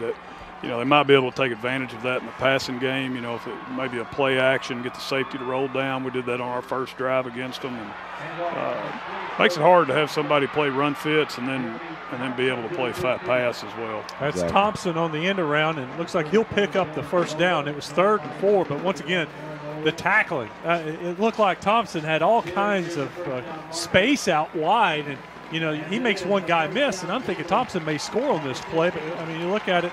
Just a really good job of the defense closing and making the tackle. Safeties do a good job of running the alley inside out. Like you just got to see, thought you had a lot of space on the jet sweep, and he converted for the first down, but wasn't able to get the sideline on him. That's Nick Boda, one of the guys there to make the tackle for Greenwood. But it's a first down. First down and 10 from the 15. Pine Bluff's best drive since their opening drive. Foots looking to pass, and he's under pressure, and he's brought down. Foots sacked. It looked like that was Luke. Was that Luke Johnson? Yes, it was. Luke Johnson on the tackle. Yeah, that's a big play by Greenwood right there. Puts Pine Bluff behind the chains. It makes it, now 2nd and 16, so I like what Pine Bluff was doing with the double tight stuff, spreading that front out a little bit and running the football there, and just wasn't able to protect on the play action there. Big sack from Johnson and the Greenwood Bulldogs. That'll bring up 2nd down and 16. They need to get the ball to the 5-yard line for the first down. Foots with Moody to his right. Foots is going to keep it. Foots got a little bit of a crease, gets it inside the 15-yard line, so he gets the yardage back that they lost on the sack and about another yard. So they'll have 3rd and 9, and once again, probably a situation where this is 2-down territory. Yeah, I don't think there's any question. You got 2 downs to get 9 yards, so you almost look at it as what gets a half or a little bit better, and so it really opens up the playbook a lot more than a normal 3rd and 9 would. Nick Boda on the tackle again. It seems like 34 is in there every single play. They're real strong in the middle of their defense with the Boda boys. Foots is keeping again. He's going over the right side and nothing. Well, he cut back up inside. I'm not sure. I think Coach Boulding looks upset. I really don't. It looks like he could have kept the ball outside, and it looked like there was a little bit more of a crease.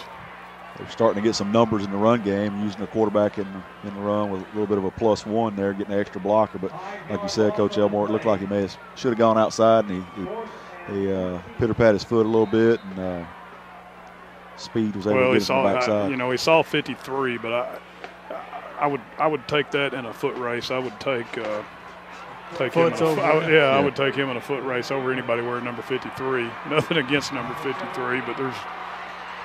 Foots to the end zone, a jump ball, and it's intercepted. Greenwood picks it off for the 3rd time tonight. Greenwood in the end zone picks it off, and that's Trey Woods, number 26, with the interception. One thing we talked about in the pregame show, Wes, a little bit was turnovers, and capitalizing. You've seen 3 turnovers by Pine Bluff, and Greenwood's been able to capitalize every time. Another score I just had text to me. Warren is up 28-7 over Robinson right now.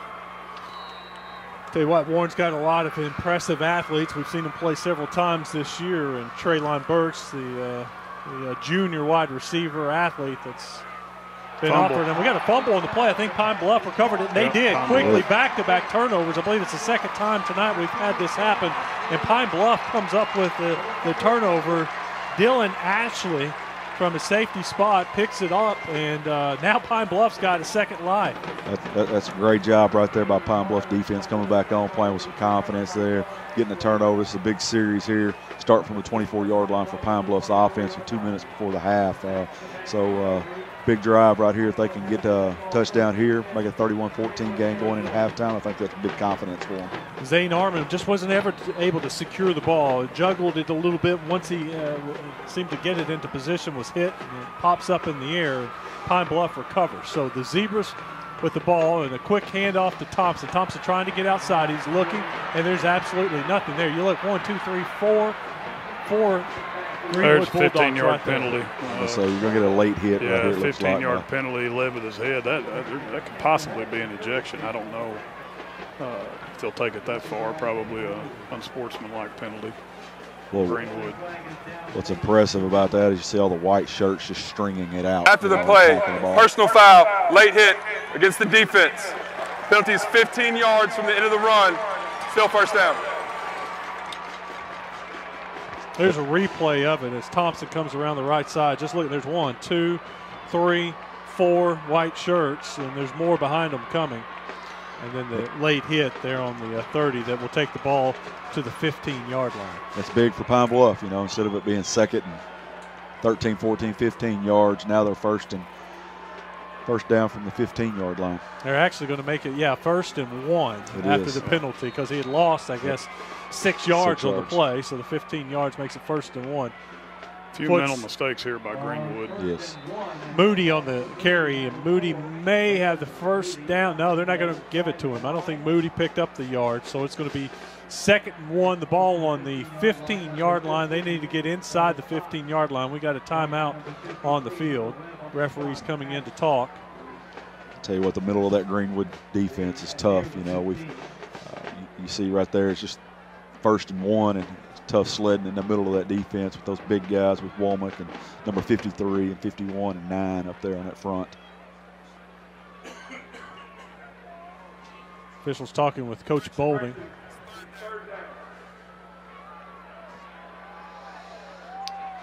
So because of the personal foul penalty after first down, that would have been 2nd and 1, no gain. So now this is 3rd and 1. So they've corrected the downs. They told Coach Bolding about it. Now we're ready to play. Foots with Moody in the backfield with him. Foots is going to keep it. He picks up the first down and more. Inside the 10 to the 5, down to the 1 for Tyler Foots. I think that's what Pine Bluff's going to have to do. They're going to have to use a lot of misdirection in the backfield with some quarterback run game to gain a number and up front. And Foots seems to be running the football really tough for him tonight. Foots had him going one way, comes back the other way. Picked up a really good block there from Kylan Williams, his tight end, the defensive end. You see 7 there right behind Foots. Playing a little fullback now. Actually, it's going to be a pushback. He's going to push Foots into the end zone. And it is a score. Pine Bluff responds after the fumble recovery.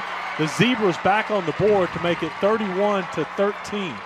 That's a big drive right there for Pine Bluff, converting on the turnover like we talked about earlier. Who can take advantage of the miscues, and Pine Bluff's able to step up right here, and we'll see if they can feed off that energy. Yeah, with 53 seconds left before the half, maybe a little moment. Now, don't count out Greenwood exactly. Scoring with 53 seconds, but if they can stop Greenwood, that's at least a little momentum. So the Zebras will try the extra point. The kick is up, and it is good. So Pine Bluff scores a touchdown, makes it 31-14. It's the Centennial Bank State Championship Games brought to you by Fidelity Local 6 and Fearless Friday. Are your devices playing tug of war with limited bandwidth, competing for an uninterrupted flow of video, music, games, Snapchats, and online shopping? Get more bandwidth, more capacity to cover all of your devices. How many people use internet in your home? How much capacity do you really need? Fidelity Communications Bandwidth Analyzer can tell you. Go to fidelitycommunications.com, click the internet tab, and get started. Stop the tug of war. Get Fidelity.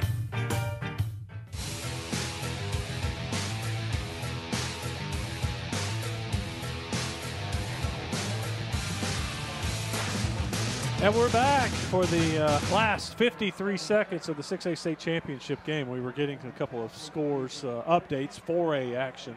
Arkadelphia was up 28-10 over Pea Ridge, but Pea Ridge just scored a touchdown, got the 2-point conversion, so it's 28-18.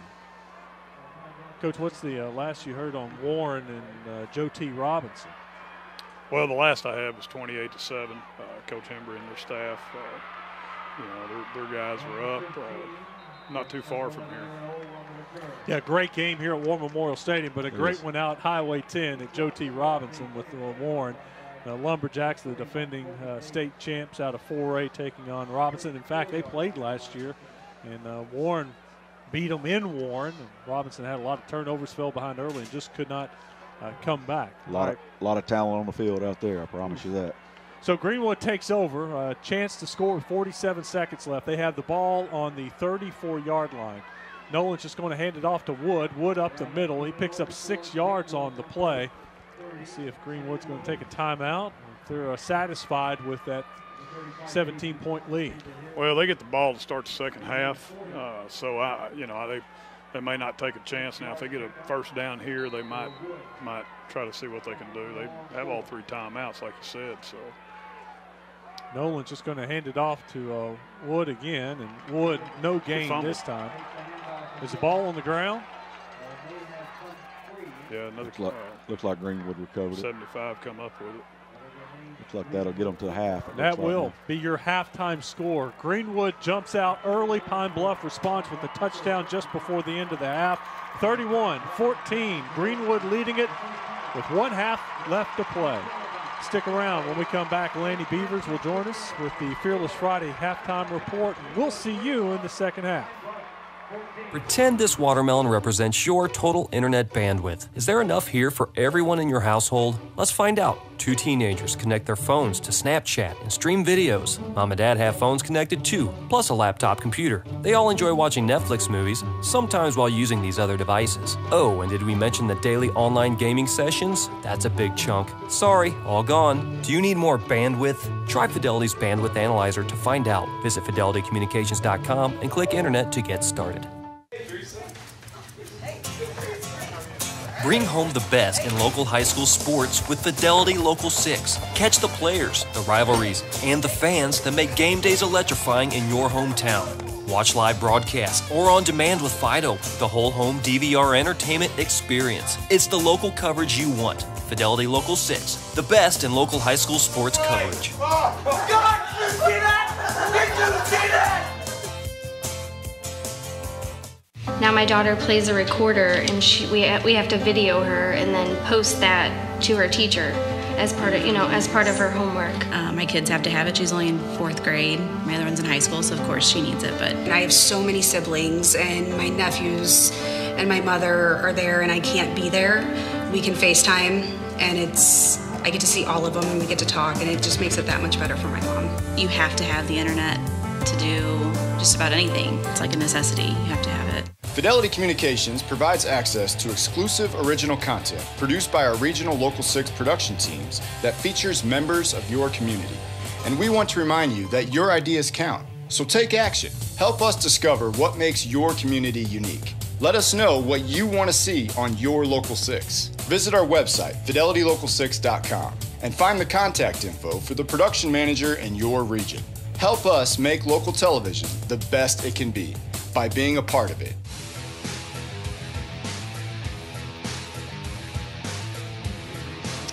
And welcome to the halftime show. Lenny Beavers here, Fearless Friday. Joined with Mike Bonds of Fearless Friday. Mike, good to see you here for this exciting football game between Greenwood and Pine Bluff, a rematch of a couple years ago. Yeah, this series has always been exciting in the playoffs. You know, a couple of years ago, Greenwood came in tonight, just like tonight. Pine Bluff put an end to their run in the playoffs here on War Memorial. Greenwood again last year, making a perfect run, and then stumbling against Russellville. Right. And Greenwood definitely coming out tonight looking to seal the deal with a 3rd straight trip up here to Little Rock. It's a very good-looking Greenwood football team. Let's talk about them first. They kicked off to Pine Bluff. Pine Bluff goes and gets an early 7-point lead. But this is a different Greenwood, what we've seen. You know, it's not the same Pine Bluff with a Darius Skelton or a Russellville we saw a couple last year. It's a very big team.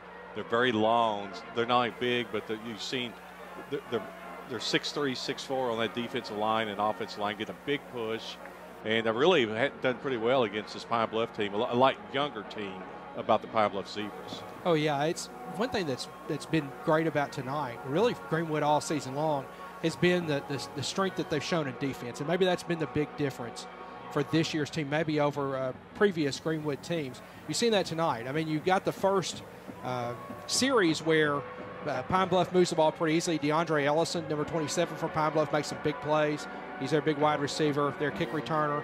It looks like maybe we're going to have us a nip and tuck ball game, but that Greenwood defense comes out and closes it down. Yeah, when you talk about Greenwood also, you got to talk about the Razorback commitment. Connor Nolan, you got Tyler Wilson. They just keep producing them at Greenwood. You got Connor Nolan, a fantastic quarterback, several touchdown passes. He's the type of quarterback that you can't give a lot of time to. He's so good. He can look off receivers. You can't just key on him. He'll come right back. Talk a little bit about what you saw with Connor Nolan here in this first half. Connor Nolan is living up to the billing. You know, he's just kind of been surgical tonight, and it's really amazing how well he's been able to find his targets inside that Pine Bluff secondary. You know, with particularly, you know, when you're looking at Peyton Holt. Peyton Holt has 8 catches tonight for 144 yards. That's in a half. Yeah. A lot of people would account that to be a fantastic game. Yeah, a lot of people would also give him the most valuable player of the first half right there too. Oh, absolutely. I mean, he's been killing them on the offensive side. Pine Bluff's got to find an answer. I don't know what it would be. I don't know if they need to bring a little more pressure to try to disrupt Connor Nolan, but right now, if they let him sit back there and find Holt out on the field, it's going to be a long night. Well, Pine Bluff got a little bit of a gift. They had the turnovers late, had several turnovers, but they got a late fumble, a late turnover against Greenwood. They were able to put it into the end zone to cut it to 17, 31-14, or this thing could got real nasty quick. Got to give a little bit of Pine Bluff some momentum. He's a very young quarterback, but you saw the speed that he has, and that's what I've always said about Greenwood. If they got one Achilles heel, it's a dual-threat quarterback, back to Ladarius Skelton, the quarterback last year, Russellville, who slipped my name. But Foots, he threw the big touchdown pass early in the first quarter, get up 7-0. Then to me, he looked like he was a little bit rushed. But I think lately here, and I think that's just a huge score for Pine Bluff. And we'll talk about that right after these messages. But think about that, because Greenwood will be getting the ball to start the third quarter. Stay with us. You're watching the halftime show, brought to you by Fidelity 6 and FearlessFriday.com. Being local, being part of the town is what really sets us apart. So it's just nice that we kind of take action. The customer service really is asking questions and finding out what the customer's need is. Thank you for being connected with Fidelity. How many devices will you be running in your home? This whole company, like technicians, everybody that I've worked with, they go above and beyond to give a good customer experience, more than what any customer expects. I firmly believe in doing the best that we can for our customers. Just so you know, there's no data caps, no overage fees, so you can be on it 24/7. One day I had 5 compliments in a row for technicians, and I think it's a big deal for customers to take time out of their day just to call and let us know that they went above and beyond for them. You know, within Fidelity, teamwork is gigantic. We couldn't be anything without teamwork. We work together.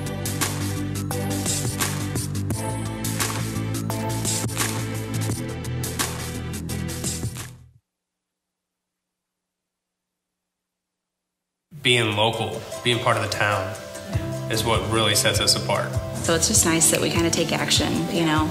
The customer service really is asking questions and finding out what the customer's need is. This whole company, like technicians, everybody that I've worked with, they go above and beyond to give a good customer experience, more than what any customer expects. And it's nice. Are your devices playing tug-of-war with limited bandwidth? Competing for an uninterrupted flow of video, music, games, Snapchats, and online shopping? Get more bandwidth, more capacity, and cover all of your devices. How many people use internet in your home? How much capacity do you really need? Fidelity Communications Bandwidth Analyzer can tell you. Go to fidelitycommunications.com, click the internet tab, and get started. Stop the tug-of-war. Get Fidelity.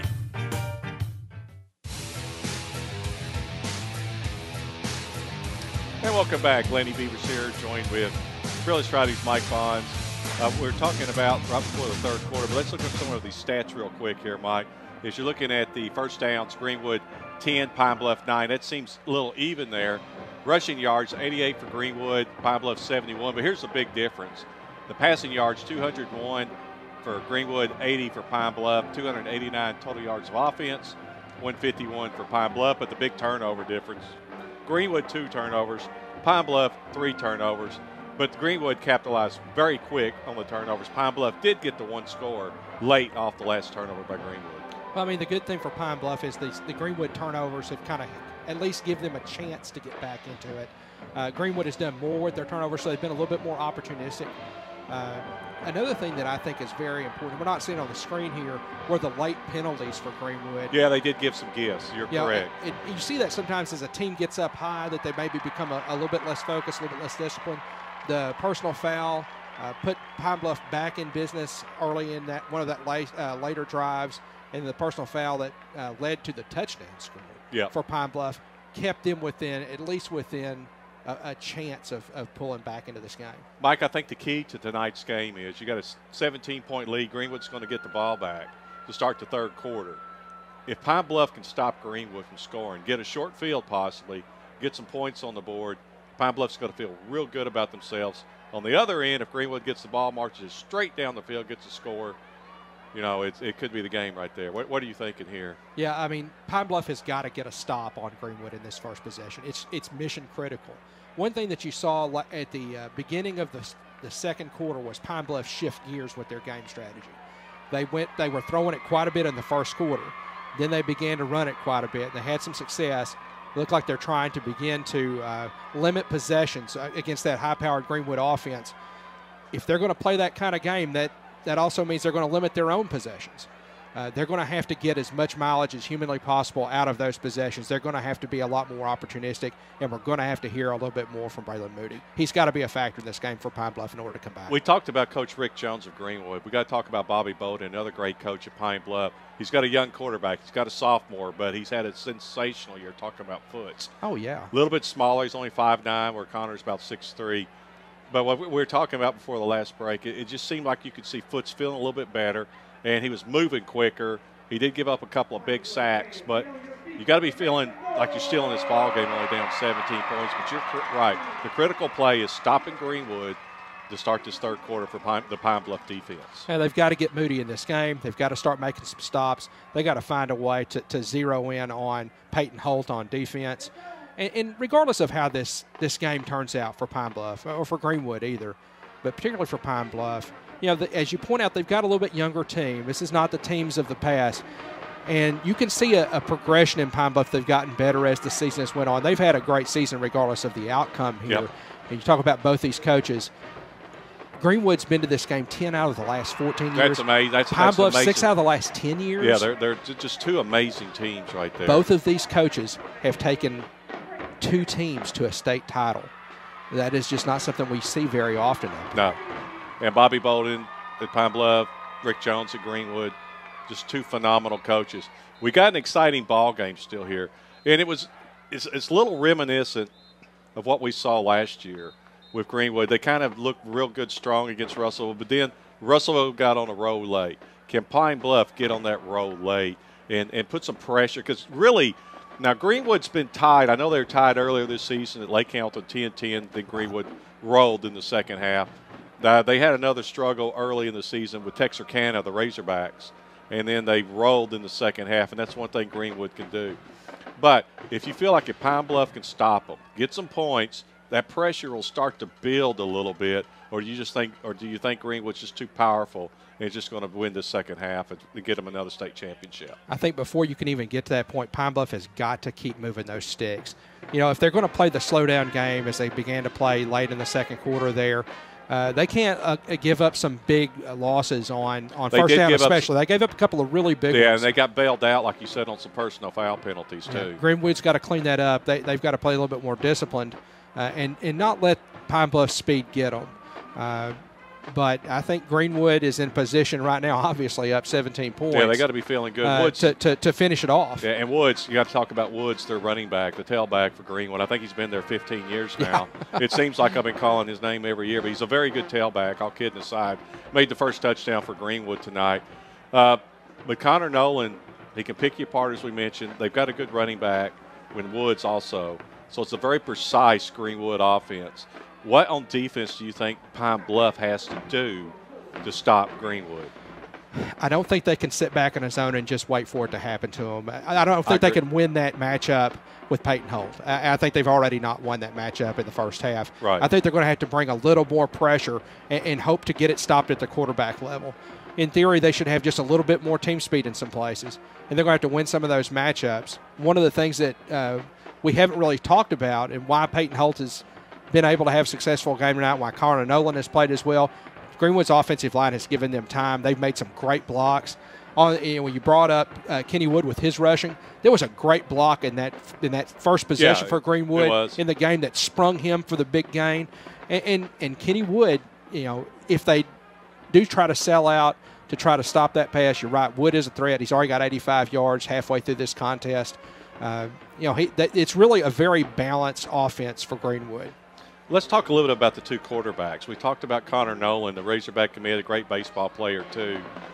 Watching Connor tonight, watching his footwork, way he can look. Tell us a little bit what you're seeing with Connor Nolan as a quarterback for Greenwood.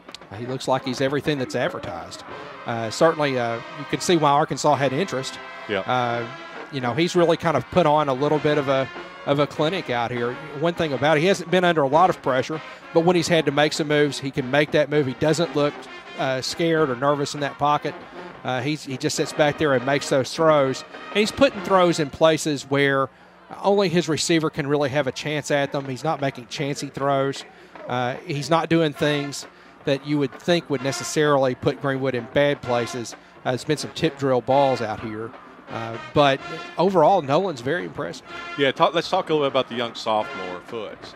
Doesn't have the experience that Connor Nolan does. He's not near as big. Like I say, about 5'9". That may be pushing a little bit. He's took some big sacks. Yeah. I mean, you got to get rid of the ball sometimes. But, he's got over 800, almost 900 yards rushing for the season. He's got a strong arm. We saw that with the very first touchdown pass tonight.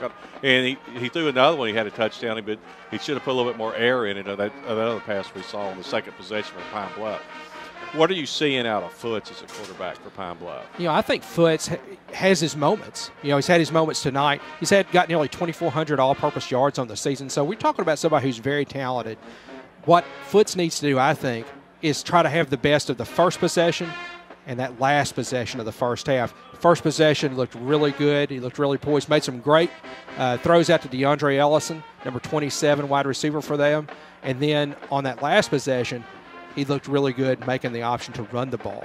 And if he can kind of combine the best of those two possessions, that's the kind of performance that they really need out of Tyler Foots in order to climb back in. Certainly so. It's an exciting game. Our score, once again, Greenwood 31, Pine Bluff 14. Before we go to start the third quarter, let's talk about some scores around the state real quick, brought to you by FearlessFriday.com. Don't you know the 2A's excited? You got a 3A school this year, Junction City 30, OCL at 24 in the second quarter. And, hey, by the way, Junction City drops down to 2A next year. But Junction City had led big, but here comes Osceola roaring back 30-24 in the second quarter.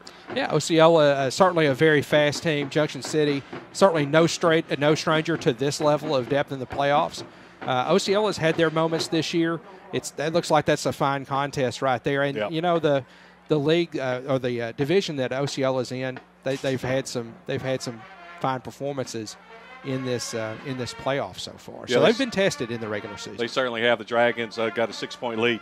Speaking of 6, here's a low-scoring game. Rivercrest McGee 6-0 at the half. Of course, Rivercrest. The Colts. The Colts also from Osceola's league. This will be the second time that McGee has seen a team from that section, haven't already put out Newport. But that's did that hurt you a little bit? It did hurt me a little bit as a former Greyhound. It did. But that is another contest. And one thing I'd say about McGee, glad to see the Owls back. They had some great teams in the 80s, early 90s. Good. And good to see a little resurgence there in Southeast I Arkansas. agree with you. Here's a team, just just coming out of nowhere all of a sudden. Played here in the state championships last year. P. Ridge 18, Arkadelphia 28 at the half. Certainly can see some demographic shifts in Northwest Arkansas where teams that were quite small, are 10, 15, 20 years ago, like P. Ridge, suddenly they're playing up here kind of with the big boys. Badgers been in the top set of teams all year long. Not surprised to see them back up here. The winner of that game may have a very tall mountain to climb with the winner of the game going on across town with Robinson and Warren. How about this score? It's maybe a surprise to a lot of people. Second quarter, Robinson 7, Warren 28. Warren defending state champion. Very surprised to see Warren on Robinson that big. Of course, the game's not over. Robinson, lots of athleticism, lots of speed on that team. But the Jacks certainly have been this far in the playoffs. They know what's required. Robinson is part of a great story, I think, kind of an underreported story. It's the revival of Little Rock football this year. Yeah. They've really had a great season in Pulaski County. A lot of people have accounted that as a problem for even for Razorback success. But, you got Robinson, who's had a fantastic season. PA and McClellan will play each other tomorrow night. All Pulaski County affair there. Come back. Parkview had a good season. Little Rock Christian had a good season. And, North Little Rock will be in the 7A final. Really been a good year for Little Rock football. And that's what's going on. Our score once again at the half. Greenwood 31, Pine Bluff 14. Stay with us. Third quarter coming up. You're watching High School 6A State Championship brought to you by Fidelity Local 6 and FearlessFriday.com. Pretend this watermelon represents your total internet bandwidth. Is there enough here for everyone in your household? Let's find out. Two teenagers connect their phones to Snapchat and stream videos. Mom and Dad have phones connected too, plus a laptop computer. They all enjoy watching Netflix movies, sometimes while using these other devices. Oh, and did we mention the daily online gaming sessions? That's a big chunk. Sorry, all gone. Do you need more bandwidth? Try Fidelity's Bandwidth Analyzer to find out. Visit fidelitycommunications.com and click Internet to get started. Bring home the best in local high school sports with Fidelity Local 6. Catch the players, the rivalries, and the fans that make game days electrifying in your hometown. Watch live broadcasts or on demand with Fido, the whole home DVR entertainment experience. It's the local coverage you want. Fidelity Local 6, the best in local high school sports coverage.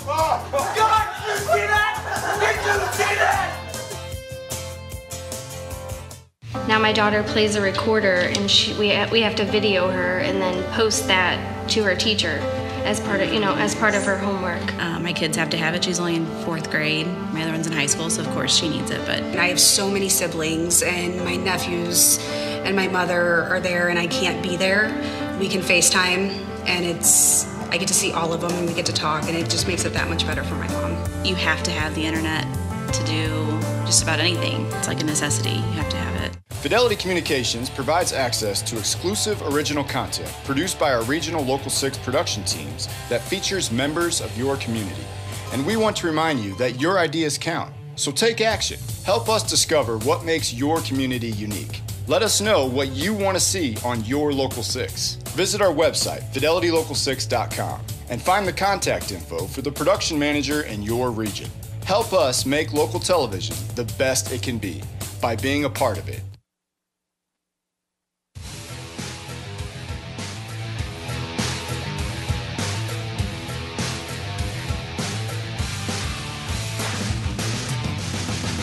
Back at it for the 6A State Championship game. I'm Wes Moore, Billy Elmore, West Memphis head football coach in the booth with me, and Brad Harris, head coach of the Benton Panthers. Put a little extra time on the clock. We got now 2 minutes and 10 seconds to go. I think they gave maybe the Pine Bluff band a little extra time to perform. Man, they had the fans excited. Pine Bluff didn't have a whole lot to cheer for besides the first drive of the game and then the last drive of the first half, and that was their 14 points. In between, we saw a pretty darn good Greenwood performance from their offense with 31 straight points until the Zebras scored there at the end of the first half. Not a whole lot of mistakes from the Zebras. They had the one turnover interception from Nolan, and then there at the end of the half, the fumble that Pine Bluff recovered. That was it. Besides that, the Greenwood Bulldogs were marching up and down the field. Yeah, very efficient offensively, Wes. Very efficient. I noticed, anytime you make mistakes against them, put you behind the 8 ball, so to speak. Those guys are really good on the offensive side, and scoring points and taking advantage of turnovers, and that's what you got to see out of the first half. Pine Bluff had a few mistakes, and Greenwood capitalized. Well, that and, like we talked about earlier, they're going to take advantage of where you're not. And they've done an outstanding, hitting the inside receiver and trips and working the middle of the field a little bit. And, those are some of the bigger plays that they run, along with the play to score the touchdown with the back out of the backfield. Well-designed play and executed well. During the half, they made an adjustment to the stats. One of Connor Nolan passes was actually counted as a handoff to Peyton Holt, so it was a shovel pass, and so they've now made that a pass. And Peyton Holt has 9 catches for 146 yards and a touchdown, and Connor Nolan now has completed 13 of 17 passes for 203 yards and 2 touchdowns. For Pine Bluff, it's been Tyler Foots leading the way, 19 carries for 54 yards for the sophomore quarterback. 19 carries in the first half. It's a lot for a sophomore QB there, but he's had a few creases late in the half. Maybe Pine Bluff can build on that. And you look at the efficiency of Connor Nolan and Peyton Holt. That's impressive. How big is this first drive for Pine Bluff? Greenwood's going to get the ball. How important is it for them to stop Greenwood and get the ball back? I think mentally it's huge. I think you go in at halftime, you have your kids excited about coming back out and playing. You scored late in the first half and, got yourself back into the game. And really I think it would be, I know we've said this all night on the drives, but, again, you've got to stay up with Greenwood. They're going to have the ability to score. And I think if Pine Bluff gets a stop here and can go score, then we've got a new game, and their kids will have a lot of confidence, and they'll believe in what the coaches are saying at halftime and, see some adjustments, see some things working, and that'll be I think that'd be big for them. I agree with you, Coach Elmore there. I think this is big for their confidence. If they can get a stop and then go down and score, I think we do have a new ball game. But if Greenwood can go down and score here, I think it opens it up, and it's a big morale downer for Pine Bluff, I think. Jeremy Thompson is getting set to kick it off for the Zebras. Aaron Ohl is back for Greenwood. Ohl, 1 of 2 men back, but Ohl is their primary kick returner. And here's the start of the second half. Line drive kick is going to be fielded on a bounce by Ohl. And Ohl is quickly brought down inside the 20-yard line, so the Zebras do a good job on the kickoff coverage. Those kicks that hit the ground, I know anytime you can make, of course, obviously when you're receiving the kick, you never want the ball to hit the ground. It makes it hard to field, and it's an oblong-shaped ball, so you never know really how it's going to bounce, and it gives time for your coverage to get downfield. There's a lot of people do that on purpose, is just try to kick it to the open grass. So Greenwood takes over at their 19-yard line. They'll have to go 81 yards for the score. Looks like we got man coverage, straight man. Nolan quickly out to his favorite wide receiver. Holt makes the first defender miss, and he picks up about 16 yards on the play, all the way out to the 35-yard line. A first down on first down for Greenwood. Right there you see the little hitch screen to Holt, and see his elusiveness right there. It's a great job of making the first guy miss and going and getting the first down. Holt was tackled on the sideline, got up and walked to the bench. Holt injured a little bit on the play. First down for Nolan. Fakes the handoff. Quick slant. It's broken up by the Zebras defender, Wesley Hunt, with the PBU.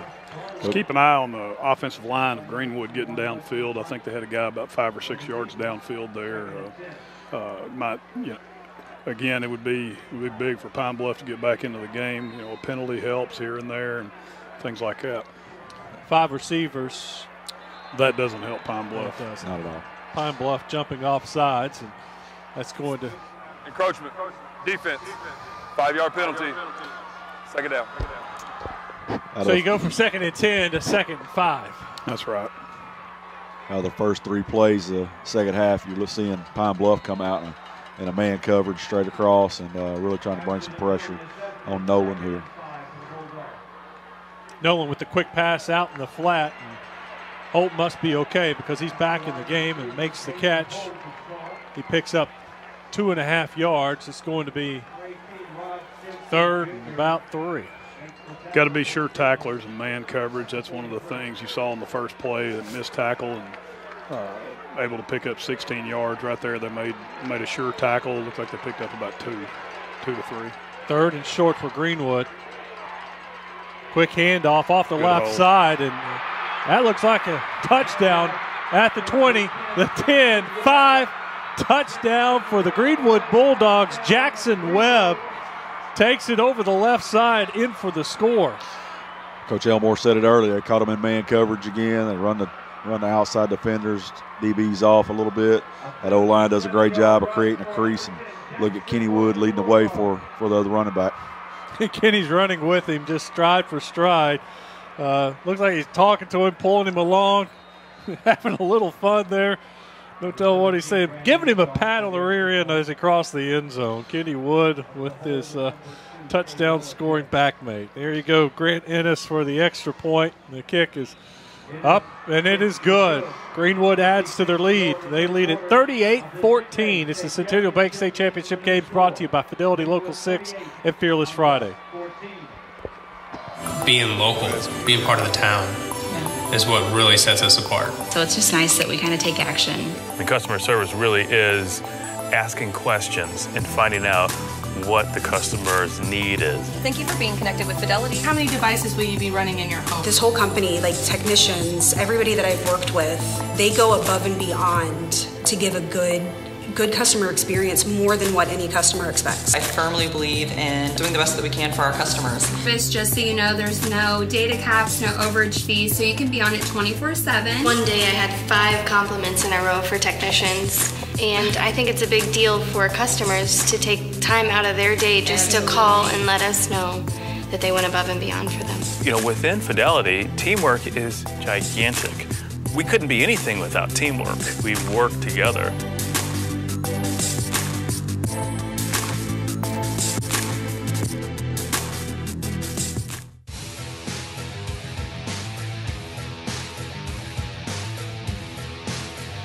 Following a 57-yard touchdown run from Jackson Webb, Greenwood takes a 38-14 lead over the Pine Bluff Zebras. That was real similar to the first play from scrimmage for Greenwood. It was the same formation, same coverage it looked like.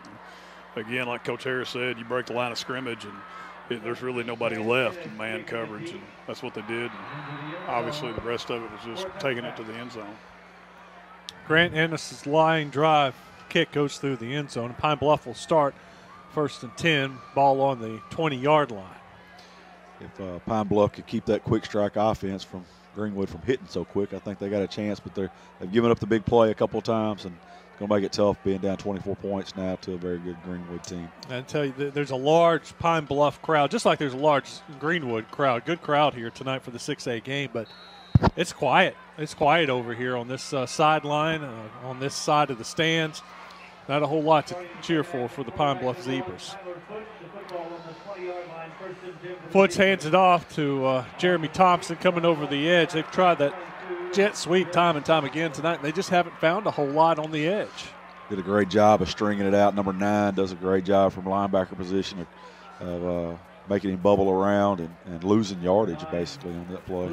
Well, that's the quickness and athleticism of Greenwood's defense, being able to get out and set an edge. And, you know, I know that's, Pine Bluff is thinking take advantage of the edge, and they're just not able to get there.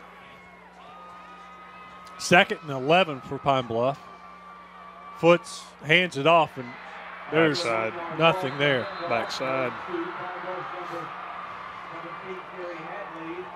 Number 51 and 53 both in the ball game making plays. That was Big John Womack against 63. Sure yeah, was. They pulled the guard there, running the power.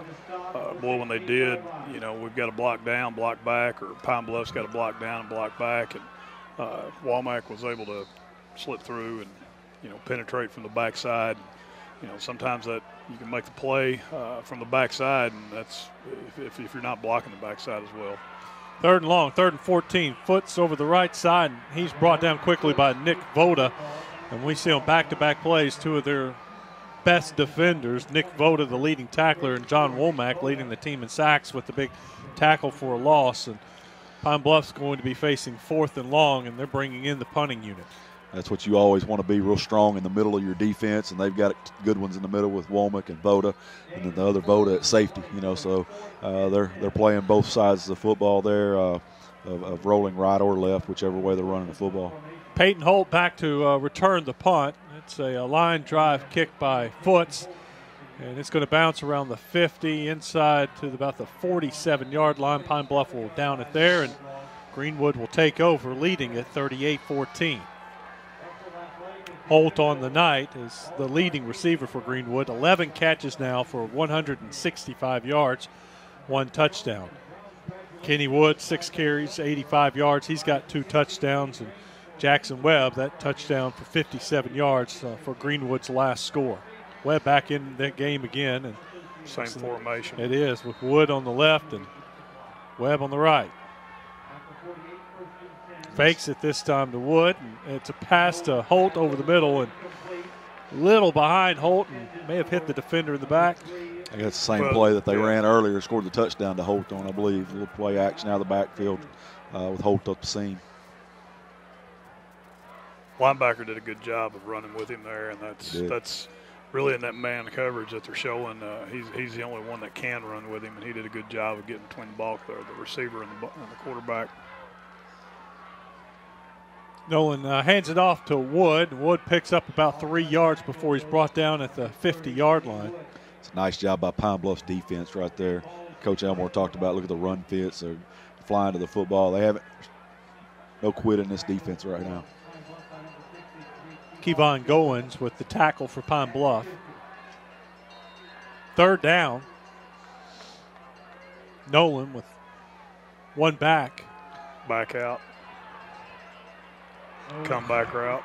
Quick pass to Holt, and he picks up the 1st down. There was a lot of zip on that ball right there. That was. Well, there's a reason he's a University of Arkansas commit. I know Pine Bluff, as of last week, didn't have anybody with any offers, and with Nolan obviously committed to the University of Arkansas, that's he's a good player. There's a reason why they've offered him.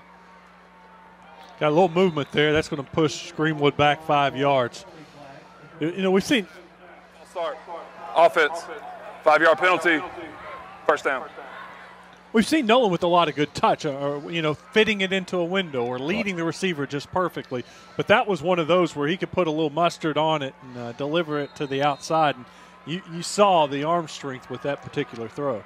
Exactly. When we played these guys in week 8 of the season, we got to see that same zip on a few balls. Nolan with the pass back, and the receiver breaks the tackle. It's Kenny Wood out of the backfield. And Kenny Wood breaks 2 tackles and takes it in for the score. He's tough out of the backfield. He's a run threat, but he's also can receive it out of the backfield. He's a kind of a dual threat type running back for you. Fake the handoff to Wood. He goes around the end. Nobody picked him up. Breaks 1 tackle there, bounces off of him. Another defender comes by. He slips that tackle. Look at that. Just nice broken tackle. 2 broken tackles he's in for the score. Shows his toughness a lot right there, I think. It's a credit to him. He runs the ball tough between tackles, but showed a little bit of speed right there to get out in the route and then make a guy miss an open field and run through a tackle. Grand Ennis makes it 45-14. You're watching the Centennial Bank State Championship games, brought to you by Fearless Friday and Fidelity Local 6. Being local, being part of the town, is what really sets us apart. So it's just nice that we kind of take action, And customer service really is asking questions and finding out what the customer's need is. This whole company, like technicians, everybody that I've worked with, they go above and beyond to give a good customer experience, more than what any customer expects. And it's nice.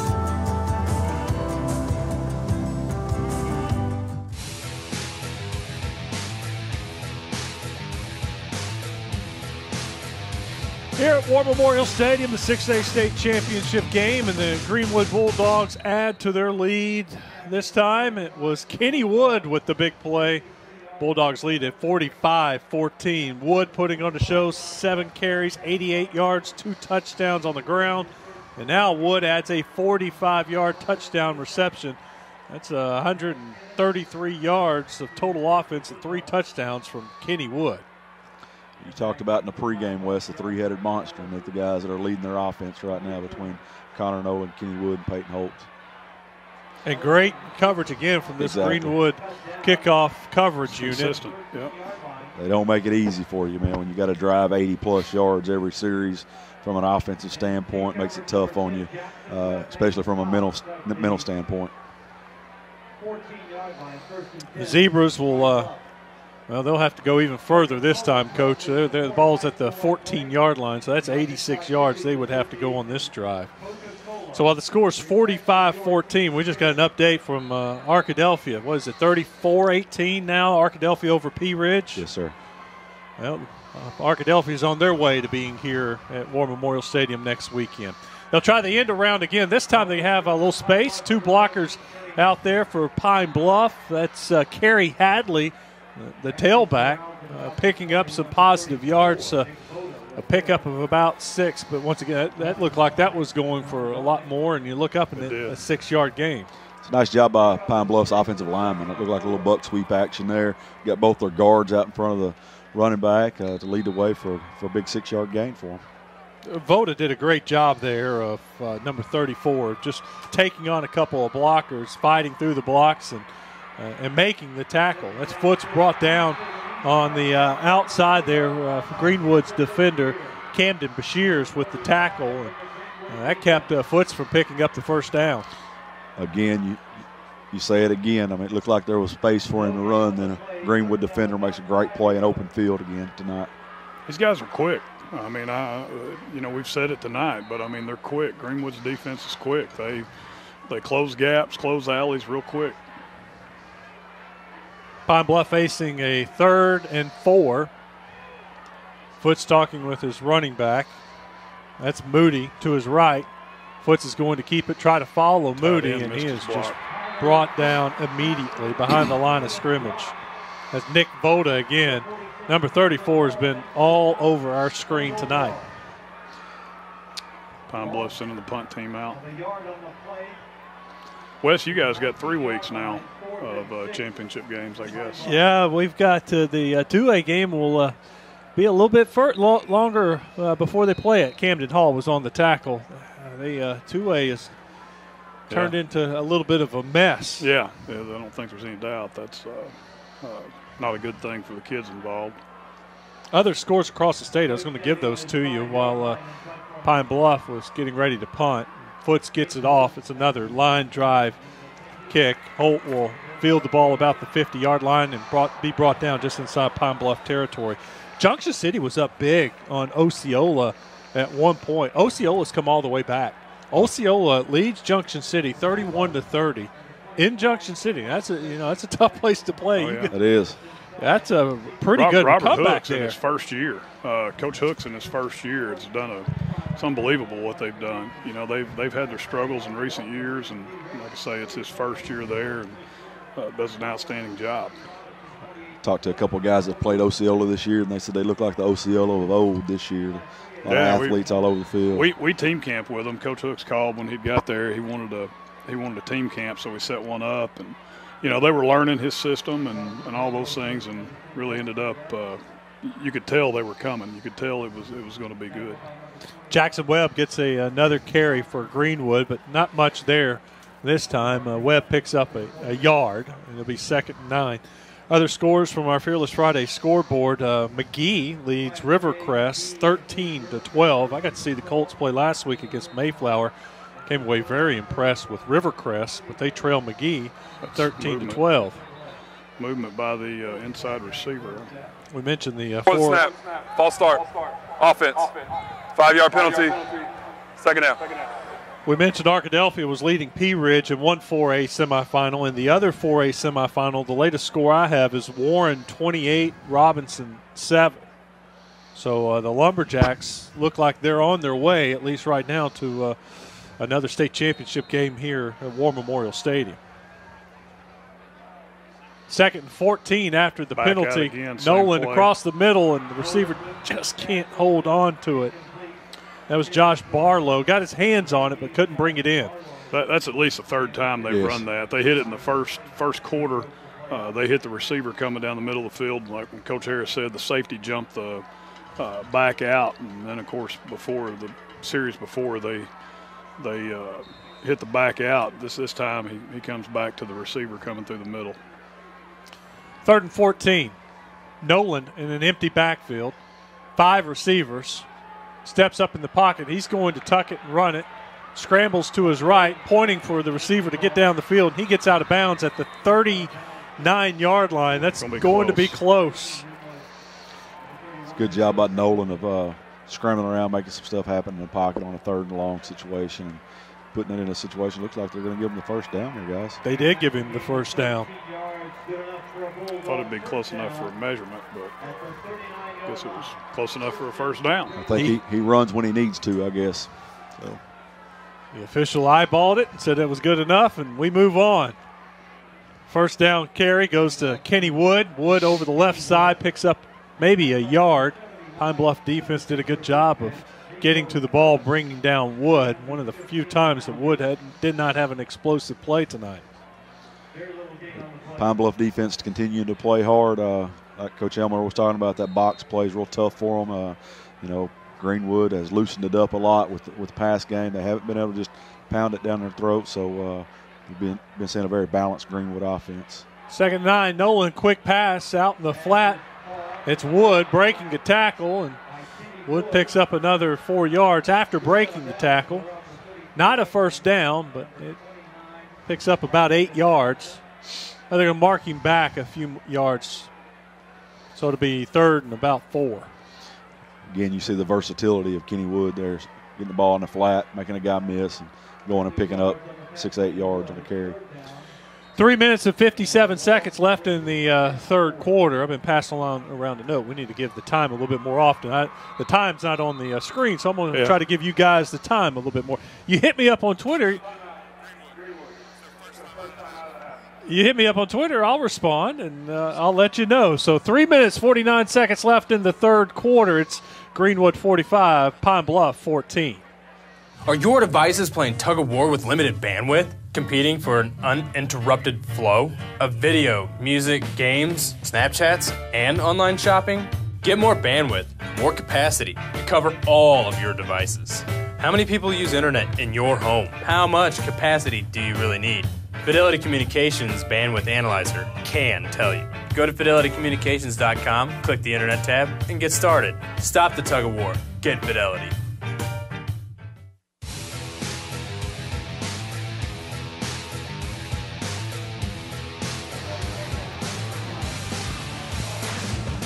Back at the 6A state championship game at War Memorial Stadium, all Greenwood right now. They lead Pine Bluff 45-14, and Greenwood has the ball.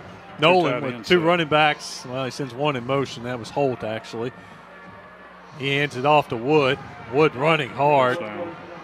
Bounces off the defender. You see, he wasn't down. He landed on the defender. And he bounced off of him. He was ready to keep going. I don't like that. I know what happens in college. It happens in high school. But if you tackle a guy and he lands on top, I don't know. Coach Harris, you might disagree with me. I just think you're down. I know.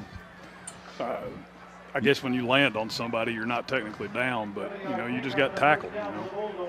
You tend to relax as a defense when you see him fall like that, but you don't always look and see if is his butt touching the ground, knee touching the ground, or something. Think he's down. You think he's down, and he pops out the other side. 3 minutes and 20 seconds left in the 3rd quarter. Greenwood now inside the 25-yard line, down to the 24. Is this the red zone for you guys, or is it the 20? You like the 25 or 20? We can call it the 20. We call the red zone the 10, to be honest with you sometimes. Sometimes we call it the wall sometimes. You get down here and it's hard to get in. 2nd and 7. Nolan with Wood to his right. Fakes the handoff. Quick out to Holt. Holt gets to the outside. Holt picks up the first down. He is run out of bounds at the 10-yard line. And Peyton Holt now with 13 catches. We're going to have to look up the state championship game record for catches in a game. because at 13 catches for Holt now, I don't know what it might be, and I know there's been some explosive offenses played in the state of Arkansas, but kid from Stuttgart had 400 and something yards receiving. I know when Coach Bolding was coaching there. Slade Camp, I think. Slade Camp. Yeah, that's I it. remember watching that game here that day. They put a show on that day. Them and Wynn playing. I think Stuttgart got beat though. I do. I think Wynn won. But he had like 400 and something yards receiving. Nolan checking out of something. He wants to do something else. Nolan hands it off, and the running back is brought down at about the 9-yard line. That's going to be Jackson Webb again. One thing Pine Bluff needs to not forget about is the quarterback coming out the backside on some kind of little zone read play. They flow on them real hard right here, and noticed in the past Greenwood will let you fall asleep on the quarterback, let him keep it out the backside. So sometimes it's kind of like the Cowboys and Dak. He'll hand it off, and then just keep it go around that backside and just walk on in. Nolan rolling to his right into the end zone, and that is caught for a touchdown. And guess who? Peyton Holt again. Peyton Holt with his 14th catch of the night. That's impressive. Young man's having a career night tonight. You know, the thing Nolan does, everybody talks about their quick screen game. The thing that he does is he gets the ball to receivers where they catch it in stride. They're already running full speed when the ball is thrown. And, that's a big advantage. It's just being able to run as soon as you catch it. Very accurate and gets it to them, like you said, Coach Elmore, just gets it to them in space. Lets them make plays. That's what you want out of your quarterback. And like you said earlier, there's a reason why he's going to be playing for the University of Arkansas in his future. 2 minutes and 4 seconds left in the third quarter. It's 52-14 Greenwood.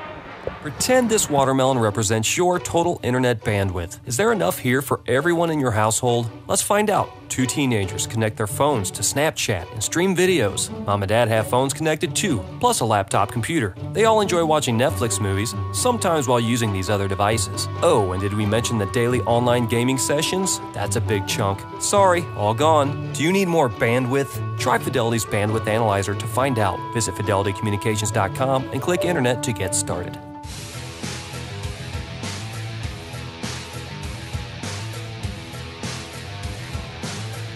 Greenwood scores again. It's the Bulldogs leading it 52-14. We need to give them an extra point. That's 52-14 with 2 minutes to go. And the sportsmanship rule is now in effect. The clock is ticking. We're under 2 minutes to go in the third quarter. So we could see this last quarter fly by really quickly. And get to see Grant Ennis kick off once again. Ennis in those gold shoes. Line drive kick taken at about the 1-yard line. He's done that all night long. Pine Bluff struggles to get out, but they do pass the 20-yard line. Very consistently kicking it to the 1-yard line. It's tough as a kickoff return unit to get it out beyond the 20 when you have great coverage like Greenwood does. DeAndre Ellison with that return. He did it once again. The score for Arkadelphia, you said Arkadelphia scored again? They did. Let me look that up. I think it was 41-18. Well, I tell you what, Arkadelphia had an impressive year. And I know the one game they lost was to Joe T. Robinson, and they didn't have their running back that night, that Zion Hatley guy, and they felt like that could have made a difference. Just scored again, West, to make it 41-18. 41-18 Arkadelphia over P. Ridge.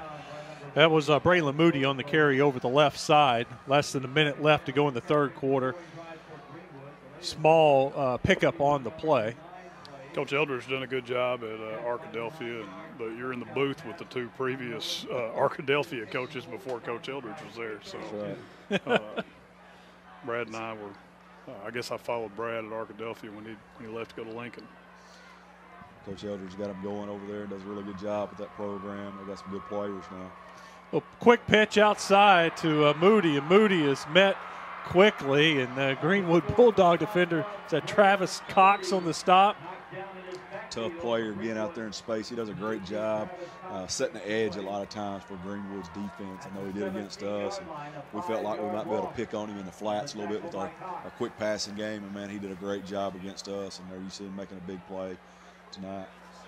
Peyton Holt now with 14 catches, 197 yards after 3 quarters of play. I thought maybe it was close to a record, but Troy Mitchell and his crack staff just told me 24 catches is the record. We'll take a break. It's the end of the third quarter. You're watching the 6A State Championship game brought to you by Fidelity Local 6 and Fearless Friday. Bring home the best in local high school sports with Fidelity Local 6. Catch the players, the rivalries, and the fans that make game days electrifying in your hometown. Watch live broadcasts or on demand with Fido, the whole home DVR entertainment experience. It's the local coverage you want. Fidelity Local 6, the best in local high school sports coverage.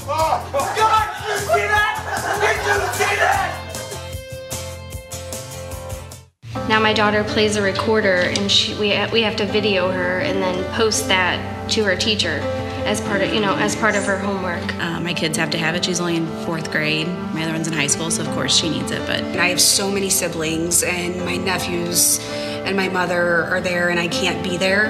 We can FaceTime, and I get to see all of them, and we get to talk, and it just makes it that much better for my mom.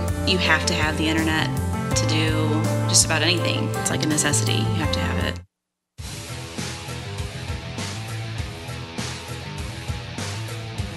12 minutes left. 52-14. Bulldogs could smell another state championship. Tyler Foots and the Zebras offense back on the field. They're on about the 17-yard line, and Foots is just swarmed by the Bulldogs. Relentless. That was like 1, 2, 3, 4, just one right after another, relentless just pursuit of the quarterback. Those guys, number 9 for Greenwood right there, you know, you walk up beside him, he's average-looking high school kid, but, man, he plays when he puts that helmet on, man, he plays really hard for him, and that's what you get out of a lot of Greenwood's kids. They move real well, and they're really aggressive, and they play team defense, man. That's awesome. And, Coach, you've called out number 53 several times, but it was Hunter Webb this time. He was the first one through, and then Johnson came through, and then you got the support from Womack and the rest of the team. Foots back to punt again. We've seen Foots back there several times tonight in the punting formation. Gets off another line drive kick, and this time the fair catch comes from Holt, and the Greenwood Bulldogs take over at the 41-yard line. Yeah, it's mercy rules going on. It's a sportsmanship rule, whatever. I guess that's more politically correct. But, I think at this point Greenwood's ready to celebrate, and Pine Bluff's probably, let the clock go ahead and tick. I can't remember a time where I've either put the mercy rule on somebody or had it put on us that you just weren't – it wasn't a good thing, towards the end. Exactly. I know in 2014 when we played Pine Bluff here, we was on the opposite end of a ball game like this, and it's tough to end your season like that. But Pine Bluff's a really talented team; they'll bounce back, and got a bright future. Got a lot of young guys.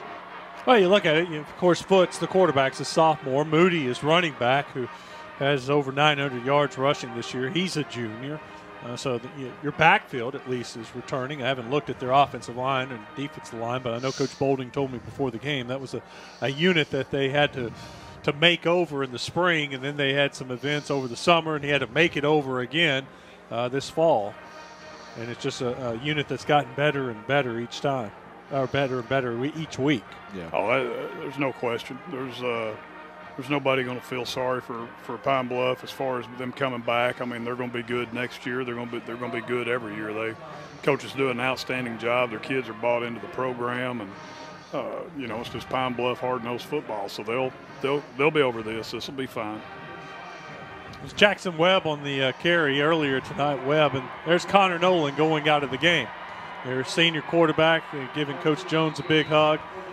And before the game, when I talked with Coach Jones, he told me, he said he and Nolan have been together basically morning, afternoon, before school, after school, 5 days a week for weeks and weeks and weeks. And he said, this week I basically tried to say goodbye to him. He said it didn't come out very well. My speech and what I was wanting to say to him, I didn't get to say what I wanted to say. And he admitted it's going to be tough next year. And without Connor Nolan. It'll make it tough. It's hard to replace a quarterback like they're losing with Connor Nolan, but Greenwood always finds a way to find another trigger man for them. You know, they produce some really good quarterbacks through that place, and they'll continue that tradition, I'm sure, with them. And Greenwood, I don't think they ever rebuild over there. I think they just try to reload with some talent each year, and very talented team, just like Pine Bluff is. You know, a lot of tradition between these two schools. We have a third member of our crew down on the field. Mitch Petrus is down there. Can we go down to Mitch? Wes, can you hear me? I do hear you, Mitch. Well, it's good to hear y'all for a while. I've been hearing y'all game, but I haven't said too much. But, yeah, I like to see Greenwood here. They got a great tradition going on here. And winners seem to do the same thing over and over, seem to win. And that's what they're doing here. And Nolan's definitely a great quarterback. And they've done a great job tonight, obviously. But I'm looking forward to him playing at the next level. I think a lot of Razorback fans are excited if this is the first time they've seen Connor Nolan play in person or on TV. He showed a lot tonight. No question about it. And this doesn't happen overnight. It doesn't happen just during football season or during 2 days. This guy's been doing it year in, year out, during the offseason, and definitely he's got good mechanics and he reads coverage really well. But more than anything, he's just very accurate with the ball and gets the ball out very fast. And that's due to with him and also having good coaching. And you give this guy time. Obviously, he's shown himself to be accurate and he can pick you apart. And just imagine what Gus Malzahn could do with a quarterback like that. Mitch getting a plug for Gus right there. Mitch trying to drop some hints of who he would like to see as the next head coach. Hey, have you noticed everybody's got a guy? Everybody knows a guy. This is like the worst kept secret. Everybody knows somebody on the board of trustees or, none of us really know anything. It's all speculation. I guess I think we'll find out tomorrow night or Sunday morning, but everybody's got a guy. Who's your guy, Mitch? Yeah, no, I get on the Gus buzz, baby. I don't know. No, I mean, who's your insider? Who's the guy? I don't have an insider. That's just who I want. Oh, okay. Don't have one. Sam Hilburn used to be on the board of trustees. He's no longer is. I talked to Dean Weber quite frequently, and he just keeps saying he doesn't know anything. There's a bunch of hearsay, and nobody knows for sure. And but like I agree with y'all what you said. This weekend will prove a lot. That the SEC championship, and whether they win or lose, we'll see. But I think people don't want to wait till January, whatever, to get a coach. But I think it's better in the long run to wait and get the guy that we want to rush into things and get somebody, to fill in. They think it's the right guy. Let's go for the guy that we truly want for the next 4 or 5 years and not settle for, average of the next best. Hey, the AAC championship's at 11 tomorrow, so that might be the biggest one for Arkansas fans. I've been texting him. He ain't responded, but I said, Coach, come to Arkansas. We all want you here. Yeah. The Greenwood Bulldogs making mass substitutions. You're seeing a lot of their seniors go out of the game. We just saw John Womack leave. Hunter Webb, 53's had a big game. Nick Voda, 34, the other Voda brother. It's kind of a fun time for the Greenwood Bulldogs right now. Not so fun, obviously, for the Pine Bluff Zebras. Coach, you got a score update for us from Joe T. Robinson? Yeah, Warren is up 28-21 with 8:34 left in the game. So that one's coming, I guess, down to the wire out on Highway 10. So, well, and another score for you: 41-18, Arkadelphia over Pea Ridge, and this is very similar. The Warren Joe T. Robinson game is very similar to last year's game. They played in Warren, and Warren jumped out early because of a lot of Joe T. Robinson turnovers. The Senators finally took care of the ball, scored a couple of times, got back in the game, but basically ran out of time. And you're seeing a similar scenario tonight, but this time out in West Little Rock. 28-21, 8 minutes to go, so we'll keep an eye on that score. We got 5 minutes and 22 seconds left in this game. The sportsmanship rule is in effect. The clock has been running continuously for all the fourth quarter, and I guess it started late in the third quarter, but we're seeing the last 5 minutes of this game, and the Bulldogs already celebrating, and the Pine Bluff Zebra fans leaving. This side underneath us was once packed, and now you can see a lot of the bleachers underneath us. Well, like we talked about, they've had an outstanding season. And you know, that's I think the biggest compliment you can make about anybody's program is the bar is so high that, you know, for a little bit you feel a little bit of disappointment making the championship game and not winning it, but with the tradition that Pine Bluff has had, and, you know, I know our kids have the utmost respect for Pine Bluff. I mean, it's always we plan on it being a war when we go there or they come to us, and so, you know, it'll be the same again week 9, I would think, next year. How much does experience matter when you get in a game like this? Because I'm thinking back to this time last year, Coach Harris, and we were watching Russellville in Greenwood, and we were talking about a Greenwood team last year with a bunch of juniors. You remember? Right. And we were talking about some of these same guys that are winning this championship last year, and now they come back their senior year after playing in the state championship game but losing it, and now they're about to win it. I think they got a lot of motivation because they've been to the state championship game several years in a row. They haven't won it, and really talented senior class from Greenwood. This year, you know, they was able to bust through. You know, the guys they got playing on defense are senior oriented there. You know, you saw every one of them leave the field a minute ago, and those guys are very talented, you know, from a defensive standpoint. And offensively tonight, Connor Nolan and Peyton Holt clicked, and Kenny Wood was able to run the football and catch the football out of the backfield a little bit, and everything just clicked for them tonight. There's your punt from Tyler Foots. They're going to down the ball at about the 12-yard line.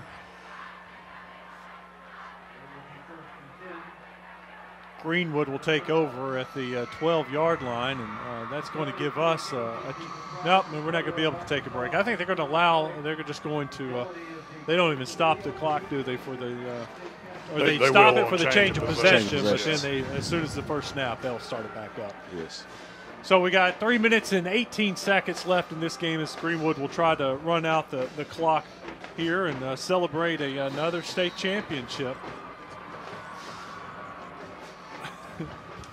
Mitch Petrus is down on the field. Mitch, I don't have a roster, but they look like some ninth graders are about to get some of their first action here. See what some of these guys are ready to play. They're not shell-shocked. It's a great experience for any young guy to get to say playing the state championship game. No question. You know, to come back to start their next year in 2018. 2 minutes and 50 seconds to go in this one.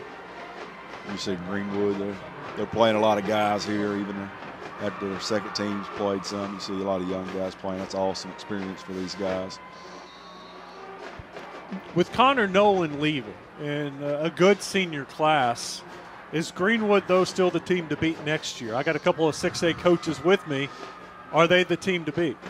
Well, I think until somebody can beat them in our conference and unseed them, I think they've got to be the favorite, you know, because they always come back and are very talented. They just reload every year, and they'll be one of the favorites in our conference again, I know.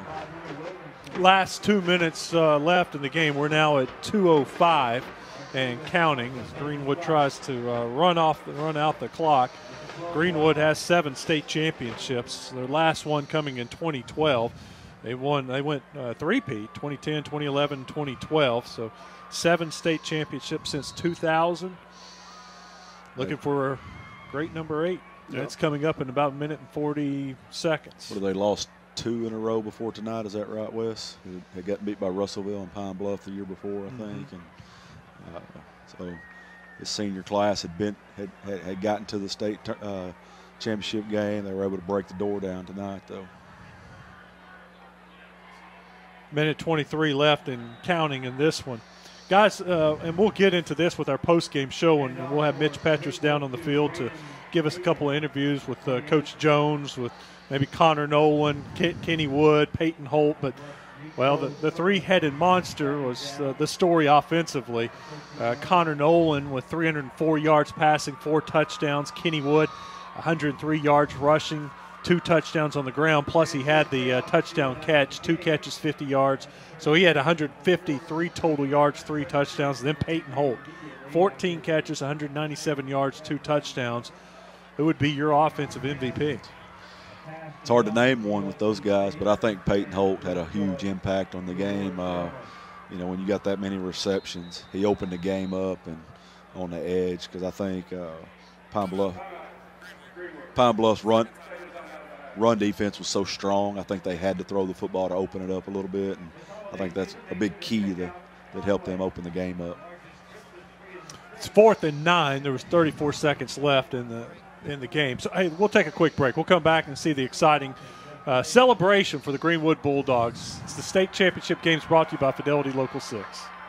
Fidelity Communications provides access to exclusive original content produced by our regional Local 6 production teams that features members of your community.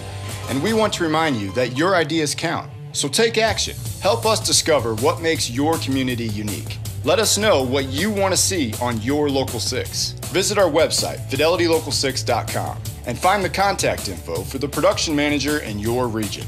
Help us make local television the best it can be by being a part of it. Greenwood on to punt. The Bulldogs 34 seconds away from another state championship. One coach has been doused with the Gatorade bucket on a chilly night. I mean, it's not, a typical December first game. It's not cold when you get that. It's not cold over there. There it comes. You take it. They got him. I can promise you that Rick Jones does not mind getting wet with a wind like that tonight, regardless of how cold it is outside. That's a great feeling. His hoodie is full of ice. They're about to get him again with the hoodie. He doesn't realize it. And that's going to do it. The last 20 seconds are winding off the clock. The Greenwood Bulldogs are the 6A state champions, 52-14 over the Pine Bluff Zebras. Great performance tonight by Greenwood. Got to give it to Pine Bluff. They stuck in there and made a game of it for a while, and Greenwood just had too much offense for them, and defense did a heck of a job tonight for the Bulldogs. Yeah, give the credit to Greenwood. Going through a season undefeated is 13-0 and capping it off with a state championship. I guess you could say the undisputed state champ for this year. Guys, I spoke with both of you before the game about your thoughts. And you both let me know Greenwood's really good, that you knew it. You knew they were going to be tough, and it was going to take something basically special from Pine Bluff tonight. I knew Greenwood was good, but watching tonight, they're really good. Yeah, they're good, and it's kind of like we talked about earlier. You turn the ball over early against them in the first half. They take advantage of it, and it's hard to play catch up to somebody like that. It's hard to play catch up with somebody that's has the ability to score on every meaningful possession, and that's what they were able to do tonight. We want to remind you, if you want a copy of this game, we've got DVD for you. Go to FidelityLocal6.com. Order your DVD of the state championship game, not just this game, but all of our championship games throughout this weekend, next weekend, and I guess the next weekend with the 2A game. Exactly. We got Mitch Petrus down the field. Mitch, do you have somebody for us? Not yet. We got Rick Jones. I see Coach Jones is speaking with the media already. As some of the players down there, you may want to look for Kenny Wood, number 30, maybe Connor Nolan, number 13, Peyton Holt, number 3, Mitch, a couple of guys. 3, 13, and 30. 3, 13, and 30, the three-headed monster. Tomorrow at noon, it's Bentonville and North Little Rock for the 7A state championship game.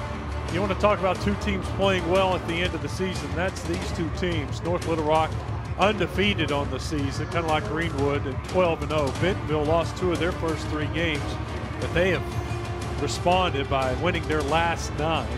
Both teams clicking last week. Bentonville knocking off Bryant, North Little Rock defeating Conway by large margins. And tomorrow at noon, we're going to be joined in the booth by Buck James and Billy Dawson. So a couple of 7A coaches will be able to help us out with North Little Rock and Bentonville. We'll take a break and start our post-game show. It's brought to you by Fidelity Local 6 and Fearless Friday. Being local, being part of the town is what really sets us apart. So it's just nice that we kind of take action, And customer service really is asking questions and finding out what the customer's need is. This whole company, like technicians, everybody that I've worked with, they go above and beyond to give a good customer experience, more than what any customer expects. And it's nice.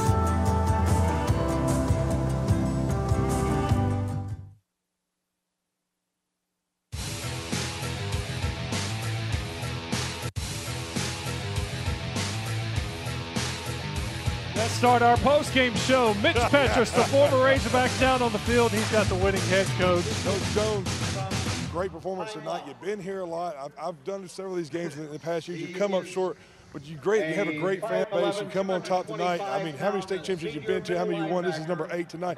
How do you feel and your thoughts on the game? Well, I'm just proud of our kids and our coaches. They did an awesome job. It was a total team effort. I thought the defense was outstanding. Our kicking game was solid as it could be. You just can't say enough. It's all 3 phases. That's what we were really emphasizing tonight, and I'm proud of the way our kids played. They played great all year. We were so consistent all year. They worked hard every day. They did what they had to do, and I'm just extremely proud of our kids. And talking about being proud, talking about Connor Nolan and his work ethic. Obviously, I watch him tonight. I'm not playing the offensive line, but I could tell by the way he prepared for this game that he's done this year-round for years to come. He's one of the hardest workers we have, and then when you have one of your best players is one of your hardest workers, that's a good combination. Hey, man, Coach, congratulations. Go celebrate. Wes, back to you. You bet. Thanks, Mitch.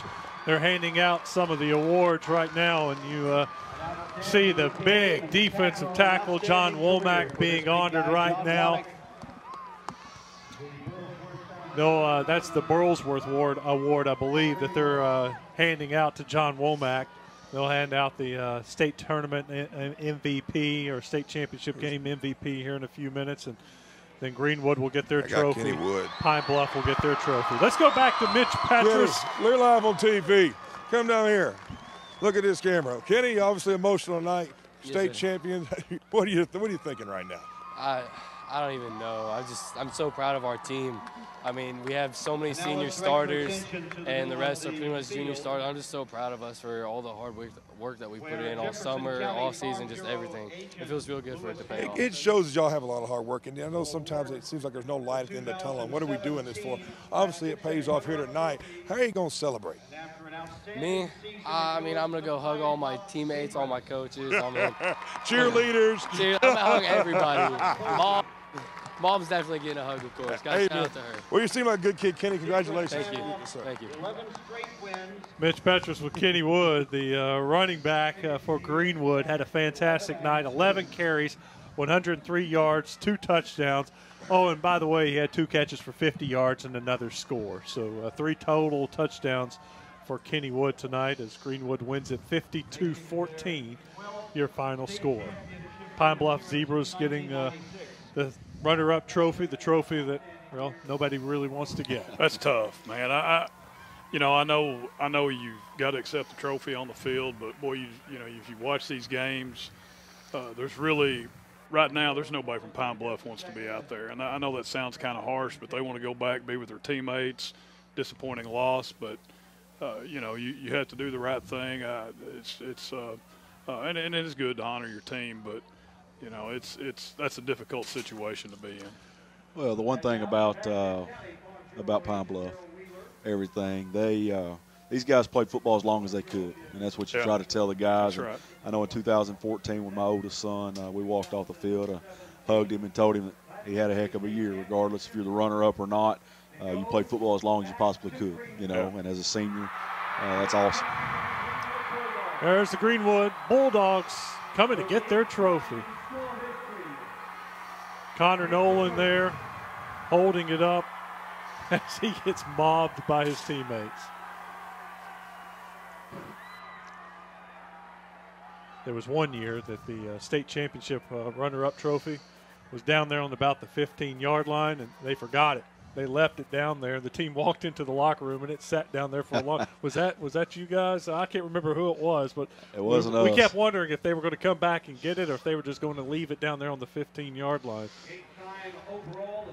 So it's so fun to watch the Greenwood Bulldogs celebrate their state championship.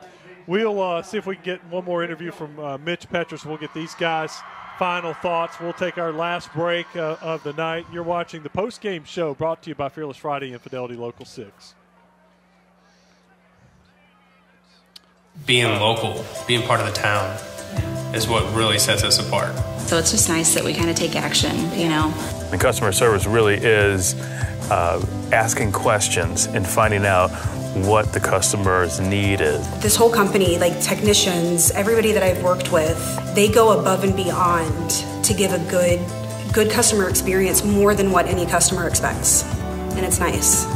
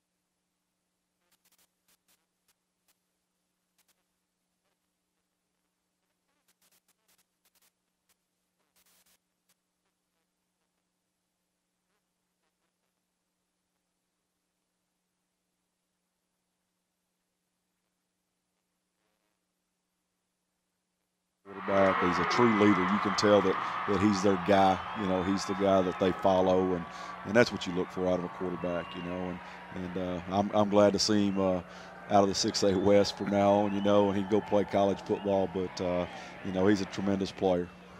Kenny Wood, I know you're glad to see him go too, but that was a guy, tough runner, Coach, and he can do it out of the backfield running it, but he can come out, as we saw in the one play, he can do it catching it also. No question. He's a good player on a good team, and you know the kid runs hard, and he obviously has shown some speed tonight on his first play. So really good football player. Bad news for you guys. You get to see Peyton Holt for another year.